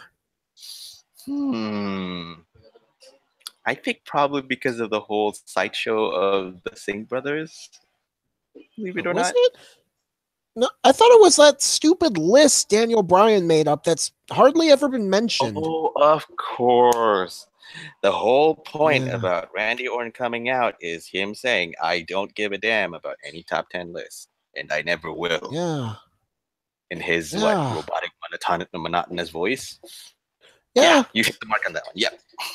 It's just like, who cares? Like, the list only, like, they've had one list over 2 weeks. It's supposed to get updated every week. They've already given up on it. It's like, it doesn't really affect anything. Like, supposedly it's supposed to influence like who gets opportunities and stuff, but it's all nebulous. Like, I don't get what it really does. I mean, and this is gonna sound crazy. TNA did a top 10 list idea better in 2011. Yes, what they did was massively flawed. But back then, they had a fan voting poll, and the top 10 people would be ranked. Number 1 got a World Heavyweight Championship shot. Yep. Now, they screwed it up by having people being able to vote multiple times, and they ultimately buried Nigel McGuinness, who actually won both times, and just had him get pinned really quick, and then discontinued it like after 3 weeks. Like, I'm not saying TNA did it good, but at least it was clear what would happen. The winner of the poll, of a fan voting poll, got a World Heavyweight title shot. Perfect. I know what's going on. This? I don't know. This will help us make decisions. It's voted on by the talent. And I'm just like, wait, okay, what? Who does, wait, well, no, what? Okay. They haven't really explained the whole top 10 list situation clearly enough for us to understand. And sure, we already seen the whole top 10 being used, but this is not the right way to use it. It's counterproductive. No, it's the right direction to go when you introduce the top 10 list as a tool for your storyline purposes and needs. Good. Kudos to that. Thumbs up. 1 thumbs up. But that thumb up immediately turned to a thumb down when Orton dismisses the whole thing. Like you said. Yeah. And you're quickly dismissing it. Yeah, they're dismissing it. They are ignoring it. They're supposed to be updating it every week. They don't. It's just like I don't know how it affects the storyline other than the fact that somehow Jinder Mahal is mad at it. Okay, and again, I don't Randy Orton care. being pissed suddenly being pissed at Jinder Mahal, mocking Orton for being lower than him on the SmackDown top 10 list. I am higher than you. Yeah. Yeah. God It's just damn, I need stupid. someone else. Yeah. No, you do. I mean, you could have made the feud about their past issues or the United States title. I mean, hello, there is the United States title around Bobby Roode's waist. Like, does that not matter? I mean, I guess not. I mean, Dolph Ziggler didn't think it matters, so maybe it doesn't matter. Maybe the United States title is just like a piece of crap that for some reason some people think it matters. Somehow, but yeah, you know what would work. You know what actually works for Bobby Roode in state of the U.S. title. One person who says that I want the U.S. title. Another person comes out again. I want the U.S. title as well. Bam, 2 rivalries on simple note. Yeah, it's just simple. Just like this week in NXT, Alicia Black comes out, does a promo. This is a quick segue. This is a quick segue and a good segue to NXT because we're ending the whole thing now. Alicia Black comes out, says that I want the NXT Championship title shot, and then Killian Dane comes out, says that he wants the title. He wants a title shot as well, the chance at a title. Yeah, there you have 2 people who wants the same goal in a rivalry. Simple. Yeah, then they can have a match and winner gets a title shot. It's not hard. Like, wrestling booking isn't hard. Why do people insist on making it more complicated than it needs to be? It's like, I think that's what's happening to SmackDown. They're trying to overcomplicate things. They are. Like the whole Daniel Bryan and Shane McMahon at each other's throats, and it's just like middle management bullshit that we always say. Yes. Yeah, I don't care. Like, you know, and then it's like Sami Zayn and Kevin Owens being unfairly put down. Why can't you just have them say, I think I'm the best wrestler here. I want the damn belt. Like, what happened to that being an easy story? You know what I mean? Like, Brock Lesnar, at least when he's champion, he wants to be the best, you know, and that's his thing. He likes to hurt people and he likes to prove that he likes to walk around with the belt because he's the best. The Miz, he wants the IC title and he goes around saying, I'm going to make this prestigious. I want this because it means I'm awesome and this belt is awesome. It's about him being good, you know? He's not saying, I want to be IC champion because some random bullshit about being held back or something. It's like, it's about the wrestling. It's about the title. It's not like he wants to win both belts because he wants to win the Universal title because he wants to prove beyond a shadow of a doubt he is the best and he wants to do it for his unborn daughter. Is it a little more complicated? Yes, but not much. It's pretty much him saying, I want to prove to everyone that I'm the absolute best. And I want to prove to my daughter, my newborn daughter, that I am the best. Yeah. There you go. Sure, people say that he's not the A-lister. He doesn't seem like a main event talent, but he puts his foot where his mouth is. I saw that from Canaanite. I don't know if you saw that friend of the show, Dance Owens Dance. Yeah. He retweeted that with the block. I laughed my ass off at that. I mean, okay, I see one side of the points of it. I can concede that. Okay, it does sound logical, but on the other side of the note,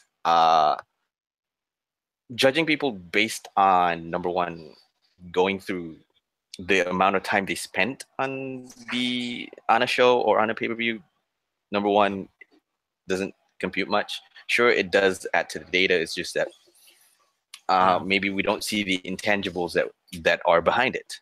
Yeah, we see the stats, we see the numbers, we see the calculation, it all checks out. The Miz hasn't been used as prominently as much as a main event talent. But for a upper mid card talent, Miz is excellent. Yeah. He's not main event level. He's not main event level. But I think he's satisfied with being the one standing between the road of being the upper mid carder to the main event. Yeah, no, you're right. And even then, you could also make the argument like it's not that he doesn't have the capability to be main event player. It's that he hasn't been used in the main event. You know what I mean? Mm-hmm. Like, you know, and yes, Yeah, I mean, there are points you could make on why he is, and that is what it is. Although I need to give a quick shout out to Madeline Lenore because she made a very good point. SmackDown Live didn't even feature AJ Styles or Nakamura on the show, and this is supposed to be SmackDown's main event for Mania. Yeah, like that's just stupid. Like I said, the whole booking route for storytelling for SmackDown, it took out the whole character thing. It took out the whole character development thing. Makes you focused on one character. Makes you get invested in a character such as AJ Styles and Shindig Nakamura. Makes you more makes you want to be more invested in matches involving 5 people or 6 people or 7 people on a one-on-one situation, and that's not good. You're splitting attention from one-on-ones where you can either go one or the other, and to should I go there? Now I'm lost. Yeah, exactly. And it's like, I don't get why you couldn't just give both AJ Styles and Shinsuke Nakamura, maybe, hell, here's what I would have done. You have AJ Styles go over Kevin Owens and Sami Zayn, and you have Shinsuke Nakamura taking on both Baron Corbin and Dolph Ziggler. And if Baron Corbin or Dolph Ziggler wins, they get added to the match at Mania. Yeah. You have both AJ Styles and Nakamura win. That way, it makes them both look really, really good going into Mania. You get everyone on the card. It's not a freaking 5-way. I mean, yes, you have 2 triple threats, but even then, that's not terrible. And you make them both look really good going into Mania for their epic bout. It isn't hard. I spent 5 seconds thinking about that, MDS. 5 seconds. I agree. I am outbooking SmackDown in 5 seconds. Jesus. WWE hire Sal immediately. Oh God, save no! No, I don't think I could save that sinking ship, and it'd probably drive me insane. Well, aren't you already in the precipice of being insane? Oh, that's true. Yeah, there you go. Yeah, but so the main event scene's a mess. The mid card scene's still a mess. Like we said, I mean, what the hell happened to Rusev? I mean, I'll understand the argument that the boggled logic of WWE is going like the most over person in the show isn't really featured prominently. The most over person in the show isn't featured prominently, put on showcases more, put on the main event more, or something like that. He's relegated to making chicken salad out of chicken shit, making good chicken salad out of chicken shit. Anyways, but that's the boggling logic of it. You're not using the guy who's most over. Place him in the upper mid card echelon. Make him face the US title, or even have a shot at the world title as well. Oh God, MDS, what are you saying? Have Rusev face off against AJ Styles in a match that would be good? Why not? We can't have. Well, we can't have that. We have to have more middle management stuff and more bitching about a stupid list that hasn't been properly explained. You want us to push Rusev? Are you kidding me? The guy just gets all these cheers and has just sold a crap ton of merch.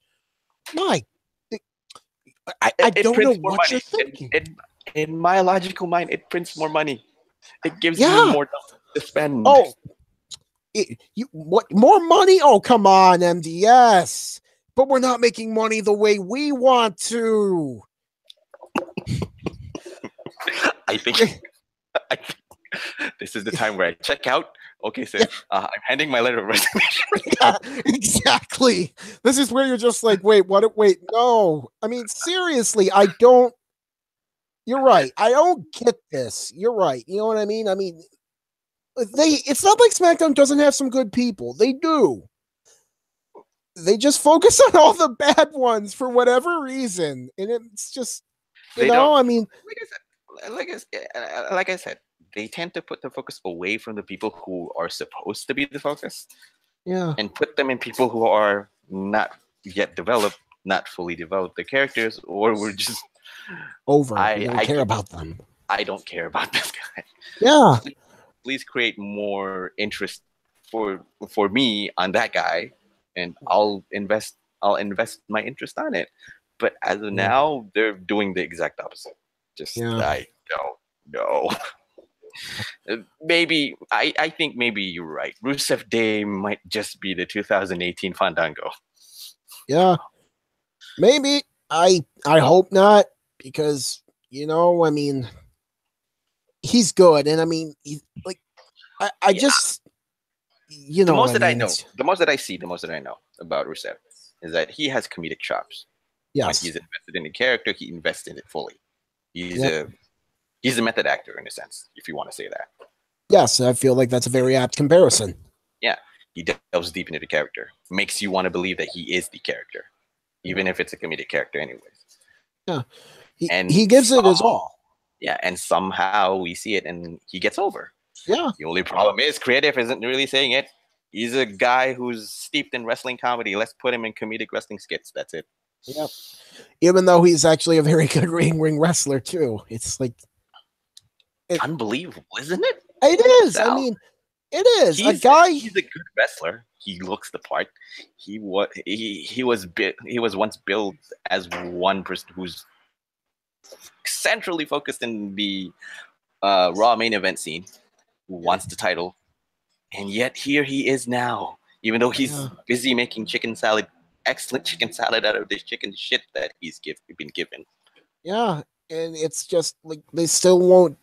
Like, I don't get why they didn't put the U.S. title on him. I mean, nothing against Bobby Roode, because Bobby Roode at least gets a reaction, which is more than a lot of people, but he doesn't get the reaction Rusev does. Mm-hmm. Not to mention a Rusev Bobby Roode program, a lot better than a Rusev or a Bobby Roode Randy Orton or a Bobby Roode Jinder Mahal angle. Much better. I mean, I could figure it out for myself. Dime Store Ric Flair facing off against someone who's a credible threat. I am better than you. I shall crush you. Yep. I want that title. That title looks better on me. It does. It does in a sense. Yeah. And probably just say that you're just a dime store Ric Flair who wants to be the actual Ric Flair. When you can't really lace his boots there. Rivalry done. Yeah. Sounds illogical. The biggest travesty of SmackDown, and I'll put this on as a final note before we move on to other stuff, is that this, like Madeline said, they didn't portray Nakamura in the show, and yet the WWE champion hasn't been portrayed as well. Mm-hmm. That's one of the fucking things that I don't like. You're full-time wrestler. You're full-time champion for the brand, who consistently puts 4 stars, 5 stars match with anyone that he has. Mm-hmm. And even made Jinder Mahal look good in defeat. Yep. And yet he's not featured in your show this week. Nope. Such a travesty. Yep. I mean, they're completely coasting on the fact that in-ring that match should be great. Like, they don't feel like they need to build it up because, it'll be a great in-ring match. We'll get the hardcores on. It's like, you could at least try. You know what I mean? Like, yes, the in-ring will be great. And I'm sure, like, that match probably is, I would say, has a floor of like 4 1/4. Like, and that's the minimum it's probably going to go. But then, like, barring some injury. Yeah, but but you can make it better with a great build. You don't need to just be like, these two will have a great in-ring match. We don't need to do anything. Yes, you do. Yes. Do your damn job, creative. I mean, I've already got my wish granted seeing AJ Styles and Shinsuke Nakamura again. Why not please me more with a good story? Just please. Come on. But yes, that was SmackDown. It was bad.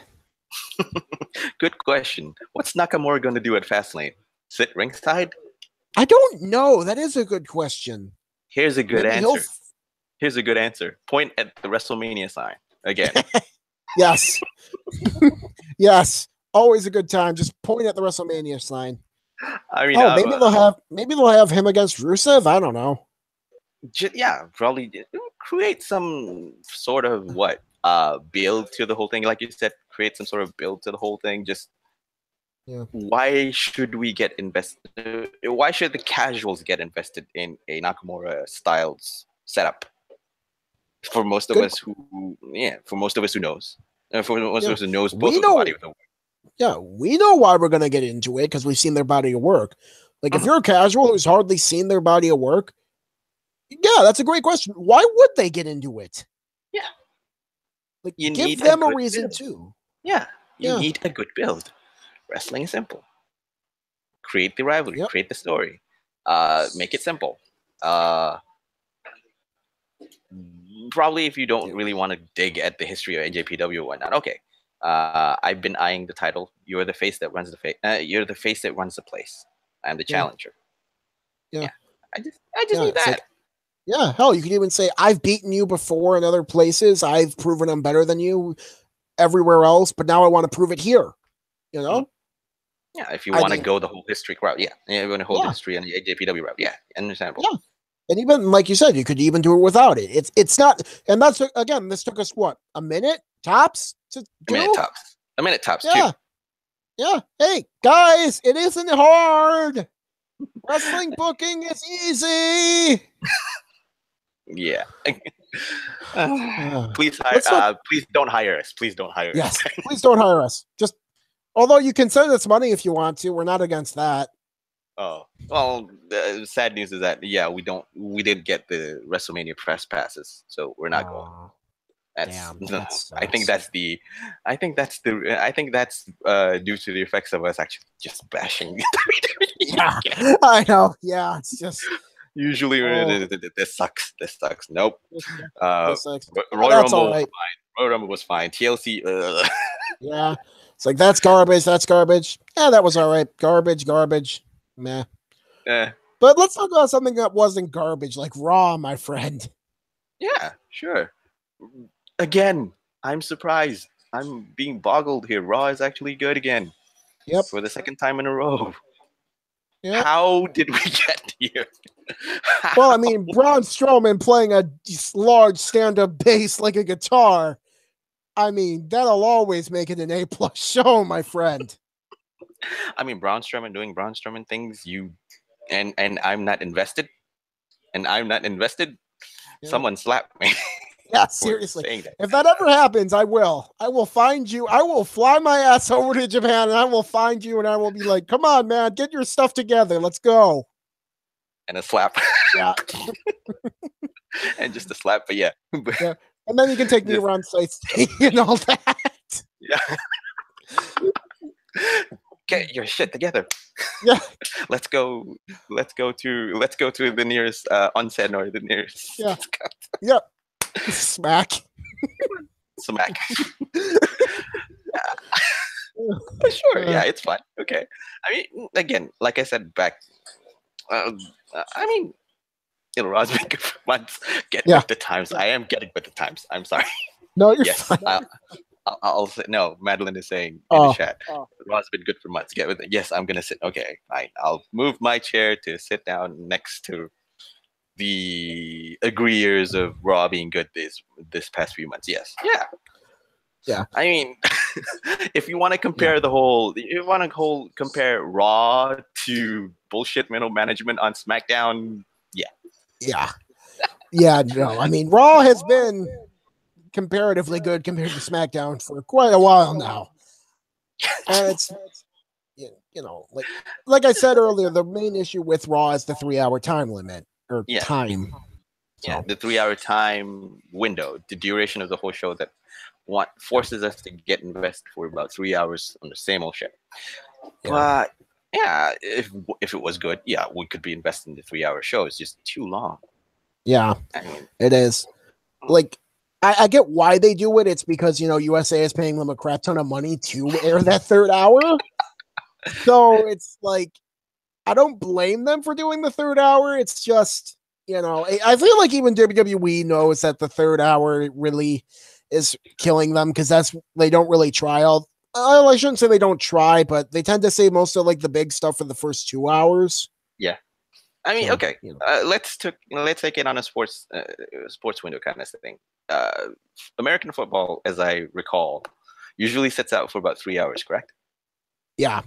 Yeah, and is your focus 100% on the 3 hour that is a live football show on that note? Of course not, right? No, God, You'd no. have breaks. No. You'd have breaks. You'd go take a break. You have to wind down, and then during the intervals they do commercials on the whole thing and whatnot. Even on say like a Super Bowl ad or something like that. Very true. Yeah. Which is true. Yeah, there's a reason they have a halftime. I mean, to give the players a rest and to give the audience a rest. That's the big reason why they had that like 20-minute halftime break. Yeah. You know, I mean, sure. In a TV program, they have breaks in the form of commercials and whatnot, but that's not really enough to clear out the whole muck that you experience. For example, during the first hour, and then I'm refreshed. Let's do another hour of this. Whoa. It's not enough, especially when you say, God, I got 2 hours of muck. I can't stand watching another hour of muck. Yep. Usually it's gonna be true. How the muck of Raw is gonna. Yeah, and even if it's good, and it's always like, oh man, that was a good hour. That was also a good hour. I'm getting kind of tired now, and it's been going on very long. Oh God, hour 3. Yeah, no, hour 3 was pretty good. It's just I'm way too tired to go. Yeah, you know. I mean, I compare that to this. Watching Wrestle Kingdom 12 live. When you watched Omega and Jericho. I'm full. I don't want to watch. I don't want to watch Okada Naito now. Can I just go? No, you have to sit down and watch this. Okada and Naito, and they are actually correct. Okada and Naito is good, but then I got out from it and actually, oh my God, I am so full. Yep, exactly. It's and that's the issue with Raw. But Raw had some good stuff, like the opening match between. Here's a question though. Does it feel from the chat? Does it feel like they're getting too loose with the presenting on Brown's presenting to show his comedy side to anyone else? To us, anyways, in particular. I get the fear because they have really built him up as a sort of ass kicker, like destroyer, and I get where they're coming from. For me personally, it worked, but I can see how it wouldn't work for them. I don't see it as an issue yet. However, I think it could be because WWE doesn't really do subtlety very well, and there's a very good chance they might jump the shark with it. Oh, yeah. But right now, it's fine. That's I mean, here's a pertinent question to that. During the times that we've seen Braun Strowman on the main event, on the main roster, ever since he made his debut, have we seen him in a comedic role aside from MNC? I think we've seen him in times, like when he used a Christmas tree to beat someone up. I mean, like, was it like it was a little comedic in the sense like it was kind of goofy in how he did it, Or do we take that as just a subtle hint of comic relief, or just that was more subtle comic. I mean, this was the first time they ever really had him do something like really over the top comedic. But it's one of those things where it's like it still kind of fit in with him, I guess, a little bit, because he still used that giant double bass to destroy Elias. So sure, that is actually but I do get what the chat is saying, because yes, there is that potential issue. Yeah, like I said, for now, I think there's a potential issue where you've been conditioned to watch a certain wrestler. Oh, he's a badass, and then suddenly this badass comes out with a giant cello and then strums it like a guitar, singing comedic relief songs, comedic lyrics to his opponent. Yeah, it is against character, but it funnily enough, it worked. Yes, it worked. Because afterwards we see Strowman doing Strowman things, using the cello and breaking Elias's back. Yeah, I think I feel like it's okay to have him do a couple goofy things here and there, as long as he mostly stays true to his ass kicker nature. But I do get the fear. I do understand the fear, and so Yeah, I get it. I Yeah. understand. Uh, I mean, okay. And and another good question with Strowman's character, I think, and I was up even more evident than his comedic relief. How many times do we have to? How many times can we accept the fact that he does strongman stick, uh, carry 2, 3 people, or do a running power slam, turn over trucks, turn over ambulances, bring down the rigging rig. When is too much for that, or of a strongman character in Braun Strowman? that's another good question, and I don't really know if there is too much because I feel like if there was, it would have happened by this point. You know what I mean? Like, I guess I just look at it like it always pops the crowd. You know, like when like a guy flipping over heavy stuff or doing some impressive strongman stuff, it will always pop the crowd. It's one of like the universals in wrestling, like the cheap hometown pop or hometown heat. You know, where you say this place sucks or this place rules. It's one of those things that will always get a pop in wrestling because, well, people like to see big guys do crazy shit. Yep. So I think that's it. You know, I get the point. Yes, I get the point. I get the point. It's going to be repetitive to a point when they prominently push. Okay, Braun Strowman doing Braun Strowman things this moment, and then and then probably 2, 3 weeks later, he does the same thing over again. Different setting, same kind of result, same kind of result and outcome. So, yeah, but yes, it is. It's repetitive by nature, yes, but it's the kind of repetitive that I feel like the audience as a whole doesn't really care if it's repetitive. Because I think the more. I think it relies more on Braun Strowman being an over character to the audience's eyes. Yeah. They have successfully built up Braun Strowman's character to such where anything he does will generate a reaction, a positive reaction. Yep. Not just a reaction. Even for something as comedic as playing a cello like a guitar and then breaking the cello on someone's back. Yeah. I mean, I can agree. Yeah, and again, I can agree. The RKO pops per crowd as well. But do we actually want to see Orton beyond that? Of course not. We can't. No, but but like you said, like that's more or less because Orton isn't really over, but Braun is, And I know him breaking stuff helped get him over, but I kind of feel like he's still over in spite of all that. Mm-hmm. So, like, if he stops getting over and, like, the only thing people care about is him breaking shit, then yes, then there's a case to worry. But the crowd just seems to love this guy no matter what he does, so... Yeah. I can't say. I get what you're saying, and this is a potential issue. Mm-hmm. But I don't think it's an issue yet, and I don't know if it will become one. Okay. So... Other good stuff on Raw, my friend. Well, there's a lot. I can't pinpoint. I can't pinpoint a. Okay, I can actually pinpoint one focus, and that is Bayley versus Asuka. That was a good match. Bayley versus Sasha Banks, not Bayley versus Asuka. I'm sorry, I forgot. Yeah. I'm riffing off the top of my tongue, and I always say Asuka first, but.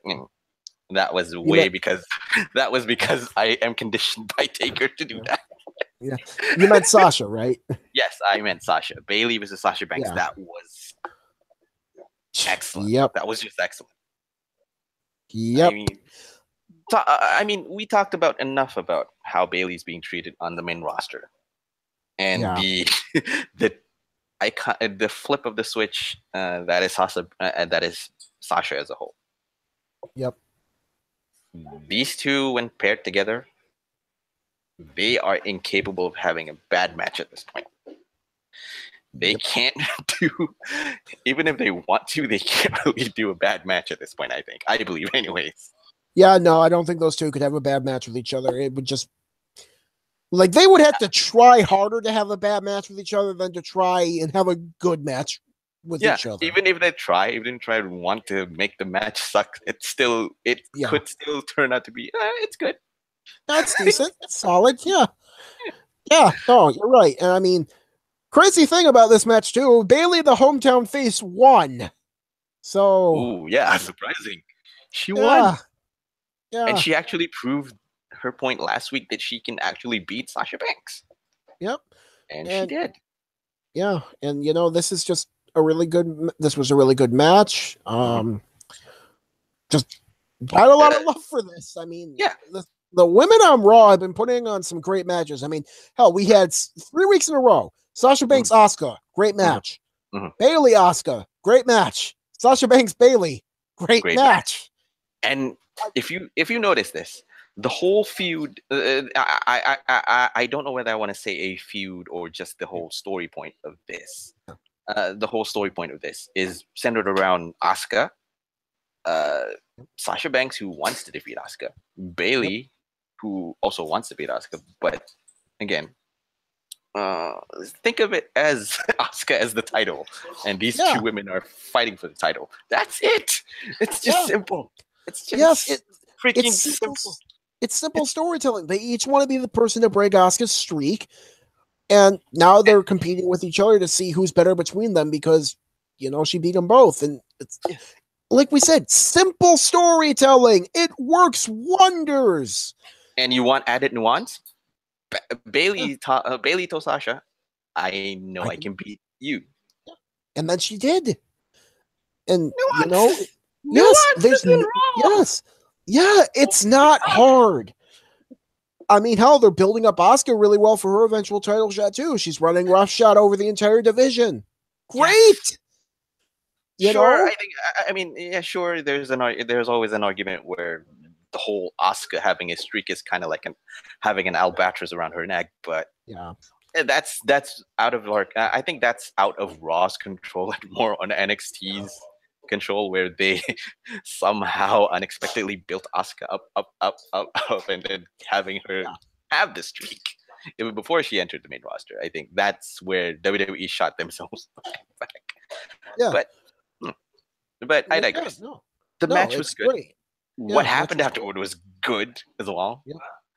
I mean, there's the whole 1 or 2 second of flash where Sasha looks so angry that she can actually hit Bailey, and then suddenly Jax comes up and Bailey notices and pushes Sasha away to take the brunt, but no, it failed. Nia Jax took both of them out. Yep. So, it was great. I mean, there was good subtle storytelling with Sasha's reaction. I mean, Nia Jax doing her stuff. I mean, like, the women's division on Raw has been really solid lately, and that's great. Mainly because they're letting the women's division actually wrestle, which they're good at. So, yes, all the props to the Raw women's division. We also need to give some props to my man, the great one, The Miz. Him and John Cena had a really good match. I mean, what? I can nitpick to death that they actually started off Raw with a talking point, with a talking segment with John Cena coming out. Boom. Okay, we're putting John Cena out first, and then suddenly Miz comes out, and Miz is an excellent talker. Both of us know that. Yeah, it's like, yes, we could complain that it started with a talking point, but considering the people they had talking, you could have picked like literally anyone else. Like, you could have picked 2 better people except maybe Alexa. So, the match itself was pretty good. Disappointed that Miz lost. Although this just means of course you're disappointed he's lost. He's just gonna run the gauntlet, man. He's gonna beat everyone in there, go and face Brock, and he's gonna be the king of the universe. Mark my words. And no, I am not delusional. Fine. 18th February now? Yeah. Sal putting the bill. Miz is gonna reconquer. I think that could prove to be like a good comeback story where he's out from the main title picture, now wants to be in it. Yeah. I no, in all seriousness though, I don't think he's going to win. I think it's obviously going to be Roman, unless WWE just wants to swerve us just for the hell of it, which, I mean, maybe, but I doubt it. But, it'll be a good match. And I think what's going to happen, and this is just speculation, is that they're gonna have Finn eliminate the Miz in the match, and it's gonna be Finn against Miz for the IC title at Mania. So, yeah, I think I can see that. Yeah, and and I could nitpick, and I can actually agree on Madeline. They actually should make John Cena the whole Lion in Winter or Old Man Logan angle with him. That's what she said. Make him as the elder statesman who wants to prove himself one more time again. Yeah, that's what I was thinking too. I was kind of like, because John Cena's like, if I don't win, I don't go to WrestleMania. That's why I kind of wondered why they didn't give Miz the win. And I mean, yes, part of it is the fact that I'm a huge Miz mark. I won't deny that this is influencing my thinking, but hear me out, people. Like, just ignore my Miz bias for 1 second here. Like, you want to get John Cena and have him be like, if I don't win this, I can't make it to Mania. Then having a way to make it more heartbreaking would have John start it and like last a long time and then lose, and then he's gone. Like, he allegedly can't go to Mania. I mean, we all know he's going to be on Mania, but you know what I mean? Like, haven't really hit hard. Kind of like the Shawn Michaels storyline with the Rumble against The Undertaker, where he wanted to win so he could face Taker one more time, but then got dumped. Like, really close to the end after lasting a while. Something like that. Yeah, give him the whole Iron Man route. Okay, I understand that. Yeah. It's just that there's one... I mean... And this is me nitpicking as usual. You know me as the guy who always nitpicks on certain things and certain issues, right? Okay. The one thing that I could say that John kind of overlooked and kind of forgot is that even if he loses the Elimination Chamber match, there's one more route that he can go to WrestleMania. Andre the Giant Memorial Battle Royale. Yeah. Yeah.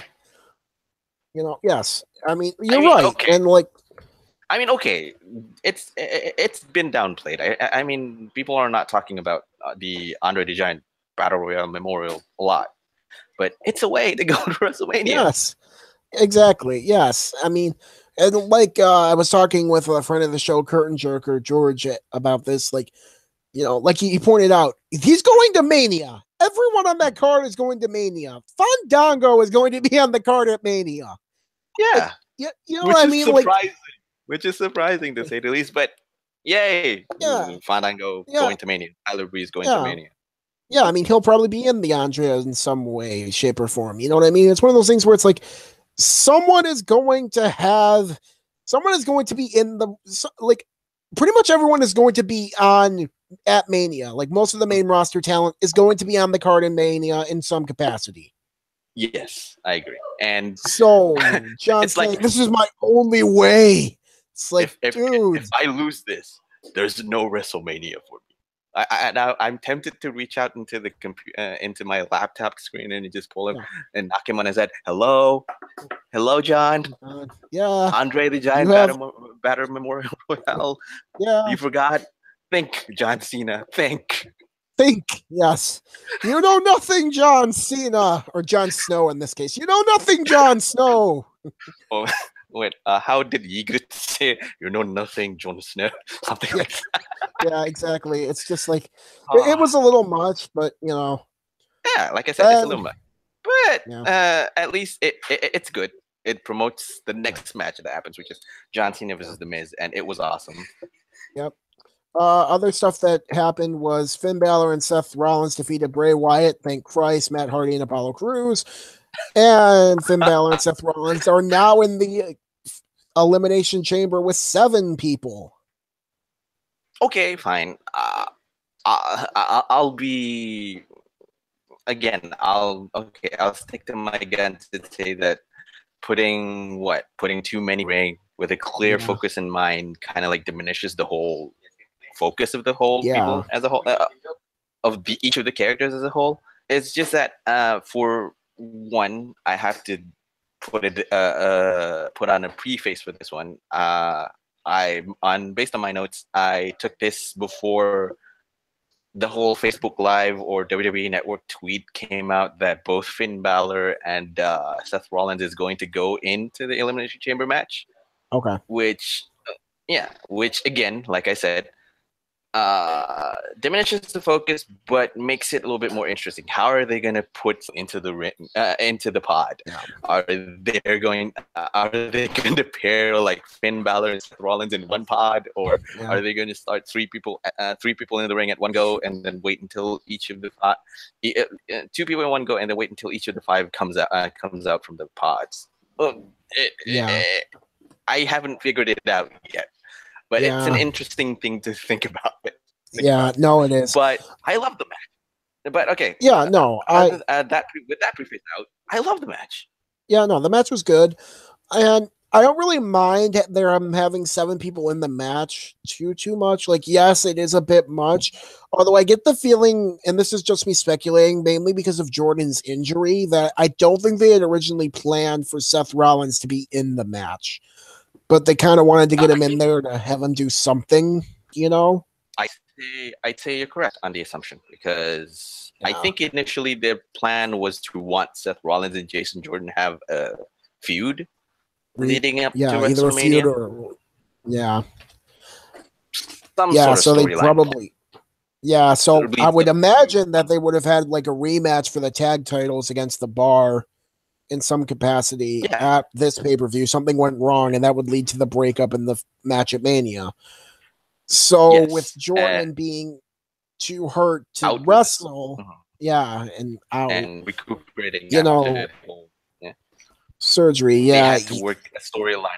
They had to work around their storyline for Seth Rollins. Okay, understandable on that one. It's just that now I have an interesting thought. How are they going to do that? Like I said, how are they going to do the whole Elimination Chamber match with 7 people in tow? I don't know. I think I have heard a few ideas. Like you said, they might have like 5 pods. They might have 2 people in one of the pods. I have also heard that they might start it with a triple threat with 3 people in the beginning, and then just have 4 pods. So it'll be interesting. Yeah. And again, like I said, with the preface of Aaron, I enjoyed the match, especially when they actually put focus on people like Apollo Crews. Yes. On the second week in a row, Apollo Crews gets more character development and more screen time than he had during his main roster stay. Yeah. Yeah, no, they really have been doing some good stuff with Apollo. I mean, I do like that they're giving him some attention because he's good, and I feel like it's nice to give him that. So yeah, I give him that. Of course, we have the whole, of course, with Bray Wyatt and Matt Hardy, they're around, which is as expected, but still totally fun to speculate out nonetheless. Both of them cancel each other out. We're gonna see Bray Wyatt and Matt Hardy doing a program. It's just that Matt needs time to introduce the audience to Senor Benjamin, Skarsgård, the dilapidated boat, the lake of reincarnation, or whatnot. He needs time to introduce the characters. Okay, fine. It'll take a bit of time. I mean, I did love how it was Bray Wyatt who got pinned by both guys. Like, just really telling everyone he is not in the main event scene. Screw him. Like, thank you. Fuck you, Bray Wyatt. You suck. I mean, it's bad enough that you got pinned by Seth Rollins, who has literally nothing to do with Bray Wyatt, other than the fact that Bray Wyatt had actually chased him for the Universal title at one point. That's one. Getting pinned by 2 people, with the other one being the guy that has tormented you for shitty feuds back last year, where we were bombing on him so much. God, yes. And that feud that luckily got canceled and we all got saved from when Bray caught meningitis or something. Oh, the meningitis that saved the wrestling world. Yes, exactly. And instead of getting a bad Bray Finn match, we got an awesome AJ Finn match, and it was just like, yay! Suck it, Bray! Mm-hmm. Yes, okay. One of the nitpicks I said, Matt and Bray, one of the nitpicks that you could bring up is that Matt and Bray did a long opening match. And there's lots of bad comedy and all that interspace, but expected with the characters of both guys. One one believes that he's a reincarnated soul from the seven deities or something. The other one believes he eats worlds and he has a cross-dressing sister somehow. Yeah, He's still alive even after being burned or. Yeah, I don't. I don't. Also, I think it's telling that like literally every other member of the Wyatt family is over except Bray Wyatt. You know what I mean? Like Braun Harper Strowman and is Rowan. over. Even Harper, Rowan. Even Harper and Rowan, who reintroduced them back, they're over. Surprisingly, with little introduction, just the image of them. Wyatt. Yeah, and they're still doing like Wyatt-esque stuff, and they're still somehow over. That should tell everyone all they need to know about how much Bray Wyatt sucks. Or how much Bray Wyatt has fallen down the pecking order. I think in a more sensible way. Well, okay, but fine. Okay. How much Bray Wyatt sucked? I mean, like when you're the least over member of your entire group, you know, I mean, and you're somehow the leader of that group. Like, how? I don't. The leader himself is not as believable as the rest of his underlings. Yeah. So the guy who believes is a preacher who preaches to the buzzards and asks for fireflies to be sown is actually believing himself to be believes he eats worlds. Correct, Diamond Dog. Right? Yeah, he thinks he eats worlds. I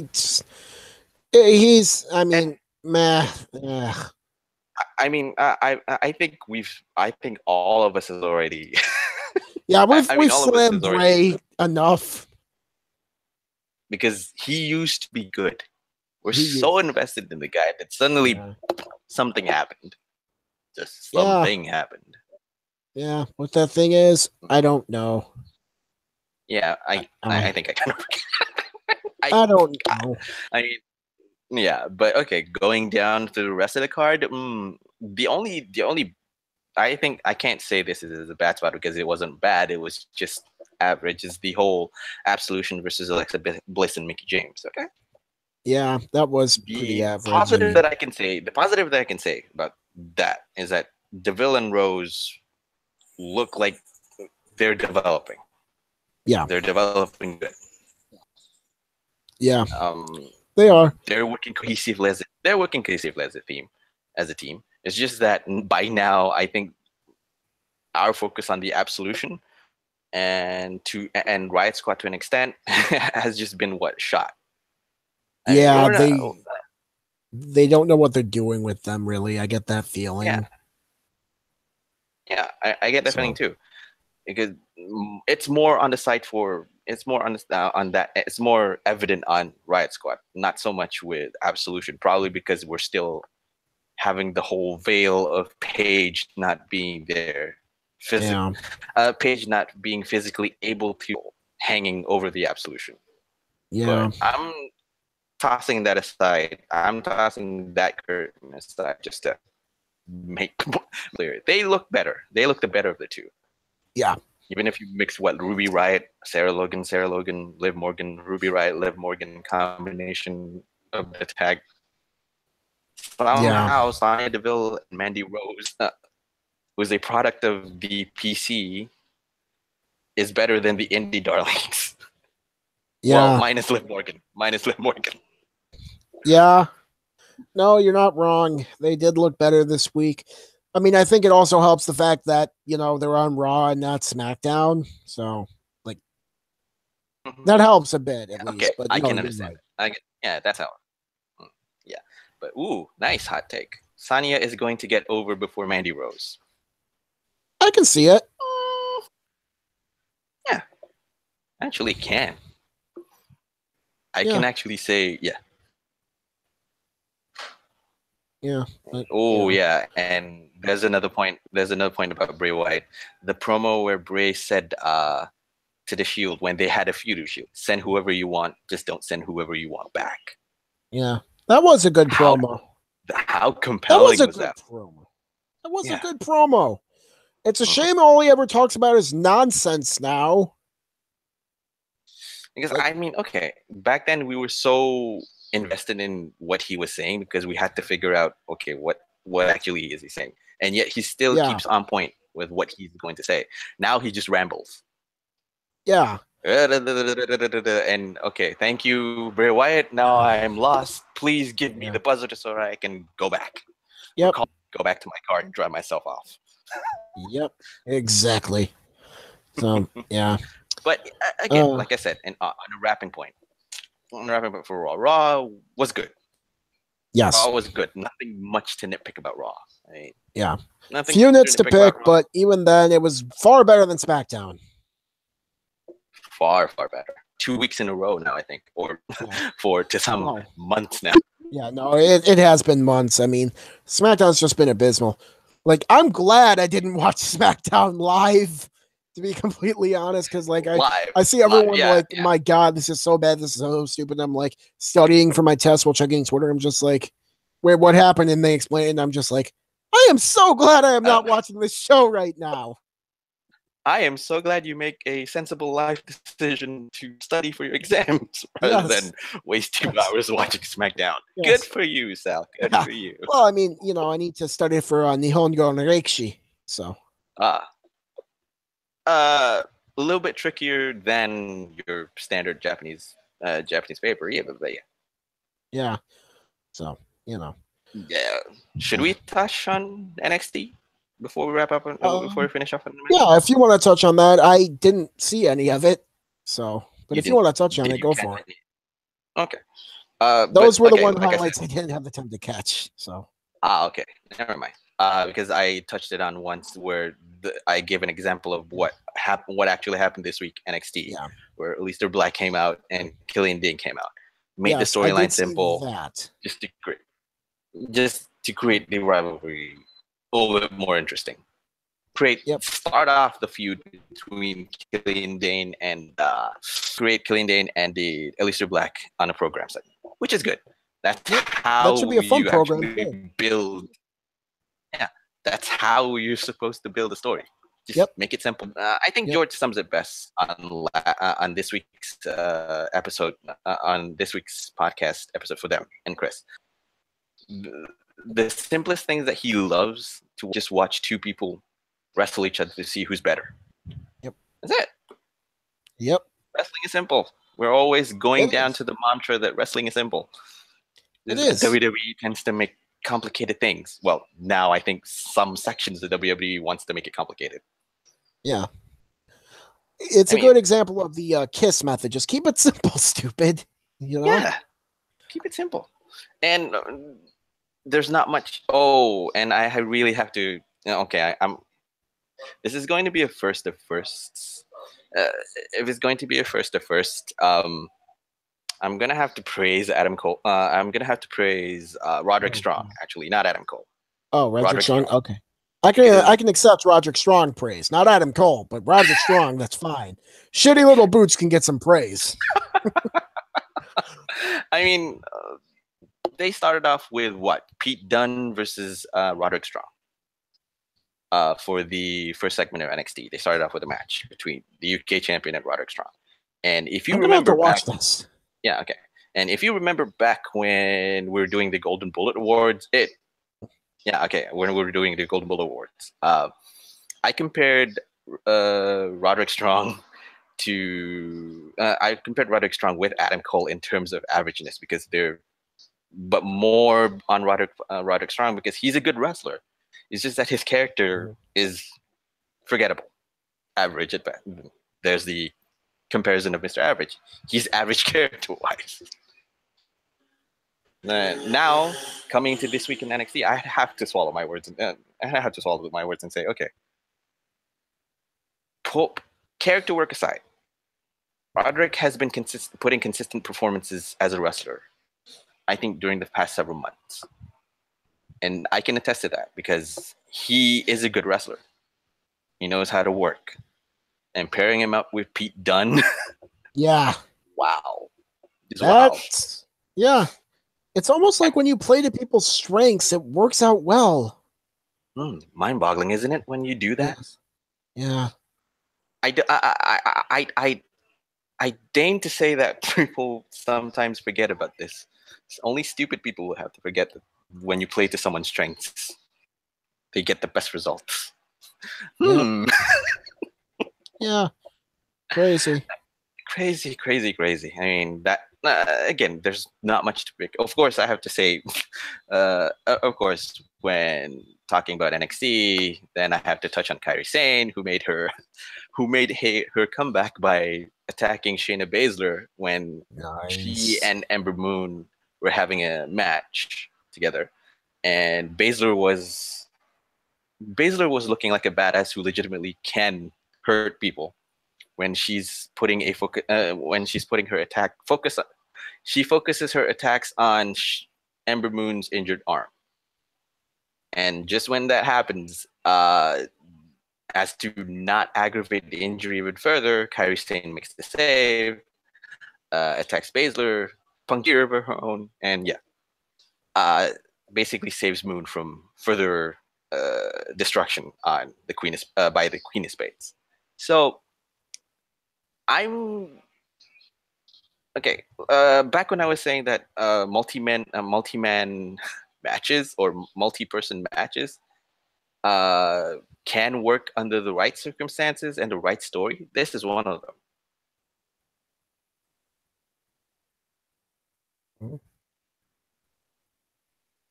So, yeah, no, you're right. Yeah, because simple. Baszler wants a title off of Moon. Moon is putting the title on the line because she's the champion. She doesn't do it because she has the added nuance of Baszler actually intentionally wanting to injure her. In comes Kairi Sane to make the save. Because Sane and because Baszler took her out when she made her debut. What's that? Probably we can see an insertion of her going in from one-on-one to a triple threat match between Sane, Moon, and Baszler, which I don't really see why not. Just do it. I like it. I need the answer. And yes, I am going to mention Kairi. Yes. No, that works for me, man. I mean, hell, Gokai Hime, Ember Moon, and Shayna, that would be a good match. It would be. 2 finalists of the NYC and the NXT champion. Good. Make a compelling story out of it, and you get me invested in the story. I mean that. Yeah. Other than that, nothing much of note. Other than those highlights that I note, the main event was fine. NXT. Fortunately, NXT picked up from their lackluster showing last week, I think, if I remember correctly. But and they're going back to winning ways. And again, yes, on the WWE that is, Raw was good. 205 was great. Yep. It's surprising that I'm saying that 205 Live is actually great now. It's actually starting to look great, actually. I correct myself. Starting to look great. NXT went back to its winning ways. I'm just having a prayer for SmackDown. Yep, letting the side down. It boggles me anyway. It's a shame, but it like 3/4 of it being good, that ain't bad. 3 out of 4, not really. Yeah, I'll take my chances on 3 out of 4 betting odds. Okay. Yeah. With one out of 4 chances of failing, why not? Yeah, better than it used to be, where like you maybe only have Raw or NXT being good. So there's not much else to discuss about aside from talking about that as well. I have to talk about. I did actually talk about New Beginning, but not by much. Is that I enjoyed it.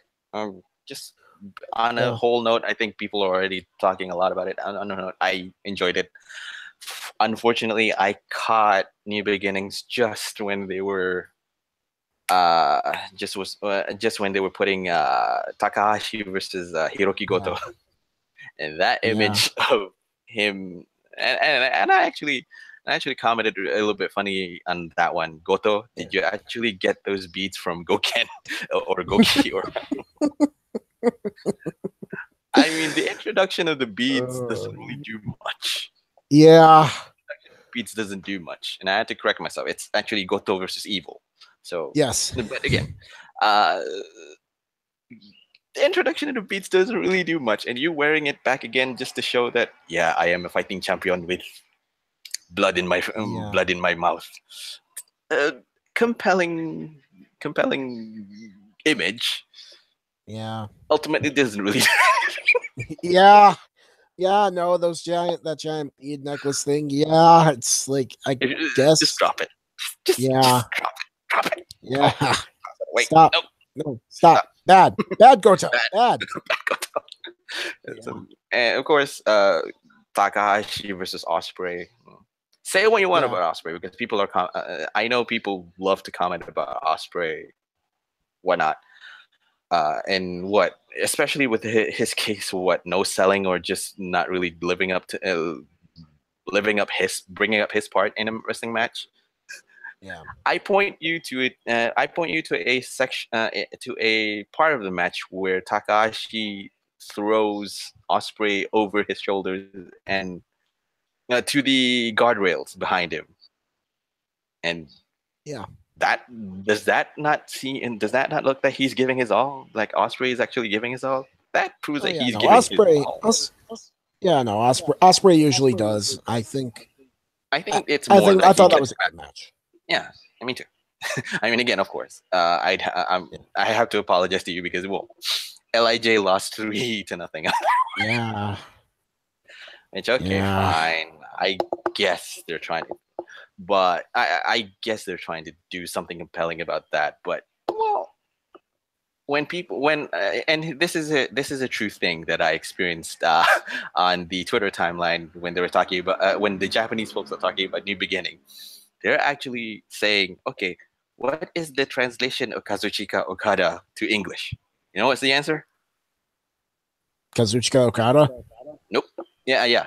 The translation of Kazuchika Okada to English. What is it? John Cena.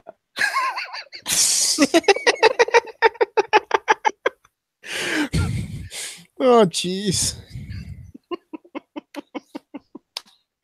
Now they're actually connecting the dots. Oh, The Japanese. I mean, we've seen this coming from a mile away. I mean, I think the Western side of things see Kazu Okada going the route of John Cena coming from a mile away, and you guys are already joining the dots. Over here on my side, they're just joining the Kazu Okada equals John Cena. Oh, jeez. And what's even more surprising is that they don't know whether to like that fact or dislike that fact, because of course we know that John Cena is what global coverage of his popularity overseas is always good. Mhm. So, I mean, sure. Yeah. But again, his match with Sanada was excellent. Yes, it was. And given time, Sanada could be a legitimate upper carder or even a main eventer for that matter. He could even win a title. It's just that from the stuff that I see, the stuff that I watch about him, is that he's like he's like Brock Lesnar in a way. He only gives a shit when he wants to give a shit. Yeah. That's it. But all in all, I think I liked from what I saw at a quick glance for New Beginnings. I enjoyed it. Yep. From the matches that I can actually catch, anyways. I'm unfortunately I'm not able to catch the start of New Beginnings and whatnot, but it was an enjoyable ride. Good, interesting stories to bring out for what Sakura Genesis, Dominion, even Dominion, I think, as well as New Japan Cup. That's it. Yep. So yeah, I mean, that's it. Yeah. Well, I'm beat. I'm beat now. Same here. And I'm beat now. I mean, that's all. If there's any other things that I could knock out, but that's all. Already cut Raw, SmackDown, NXT 205 Live. Done. Yeah, and, Liverpool Sentai and Pokemon. Jesus. Oof, that's good. And I didn't even manage to burn the whole podcast down. Yay! Yay! We made it. We made it. Guys, we made it. I mean, I'm already. I mean, I'm already watching people are going to leave. Bye, Diamond Dog. Go have fun at work, of course. Yeah. Before that, I mean, before I wrap up, of course, okay. Where can they find you, Mr. Sal? Are you still Yes. Are you still under Cedar Ridge Media? And is match fixing still going on, though? Yes, it is. I actually just took this week off mainly because I didn't have time to really watch any wrestling. So, yes, I'm still at cedarbridgemedia.com. We also have the show on iTunes and some other great stuff on some other locations or on the site. And my show is called Match Fixing. It usually comes out around Friday or Saturday. Like whenever I can get a chance to tape it, I send it to my editor guy who does great work. And he'll usually put it up like the day after. So, it usually comes around sometime on the weekend, mainly because that's when I have the time to actually record it. But okay. Yep. So keep a lookout for it there. I also do a few write-ups for them, and it's a lot of fun. And yeah, please have a listen. I think the first episode of yours lasted about 30 minutes. It's kind of like a quick hot take, right? Yeah, it's a really short show. Yeah, and it's really different than a dual show. Like it's hard to explain, but if you ever do a solo show, you really get a feel for how different it is. Like you don't have the luxury of being able to bounce things off of people. So yeah, I have the feeling that but yeah. Okay. Yeah. But guys, please catch Don Sal Cusmano, the Don himself, on Match Fixing at Cedar Bridge Media. Give support for him. He just came back from listening to exam, so probably he'll get up and running back again in no time. Yeah, no, it'll be back next week for sure. Yeah, for sure. All right. Okay. Of course, I'd have to put in my shameless plugs for the unaffiliated podcast, affiliate podcast for us, anyways. Two Guys, One Sport, featuring Crazy Chris and George Atzaves, Dirker himself. They did a wonderful episode this week, and have a listen to them if you have not. They are on Thursdays, of course. Then we have Violent Wrestling Podcast featuring Amber Zali and Prince Moxley Lopez. Support them if you guys are interested in listening about CZW or deathmatch wrestling and whatnot. These are the two that are on the beat on that one. And of course, Square Circle Wrestle Club Podcast or Square Circle Podcast featuring Dennis Co. Then we have Cage Side Seats affiliated podcast, Better Boys Club featuring Brent Brookhouse, All Ego, Ethan Page, Not Your Demographic, Stunning Stella, Nibga Aaron, Keeping Up with the Kayfabe, Mark Riley, Jody May Esquire, Jack King, and last but not least, Bros Before Elbows, Anthony, Farron, and Tommy. I find this show, last of all, very interesting for me anyways. It has a little bit of comedic timing and a comedic effect for it. But yeah, have a listen to all of them. If you can't listen to all of them, just support them if you can possibly. Have a listen. I mean, differing opinions are always good. Yep. Are always good in forming your own forming on your own views. Well, that is Shooting the Breeze, episode 32. Mr. Dr. Senju fly solo. Yes, I am flying solo. I can't wait to listen to what Taker gets from all of this, and as well as what kind of truck did he get for him and his wife both, because they are looking on that. Thank you, hopefully, Mr. Sal. It was a pleasure to be on, my friend. Yeah, and what were you gonna say before that? I was gonna say, hopefully, what it gets out of this is that he gets his good truck, and he should switch from being a West Ham fan to a Liverpool fan. you know, he's not gonna switch. He's not gonna switch. I know. The old guy is stubborn as you are. Yeah, I know. But that's why we love him. Yep. I mean, that's it. So, Shooting the Breeze, episode 32. It's in the archives. For TakersMinion, who's not here, I am Mr. Dr. Senju again. And as well for Sal. See you next week. Bye. Bye, guys.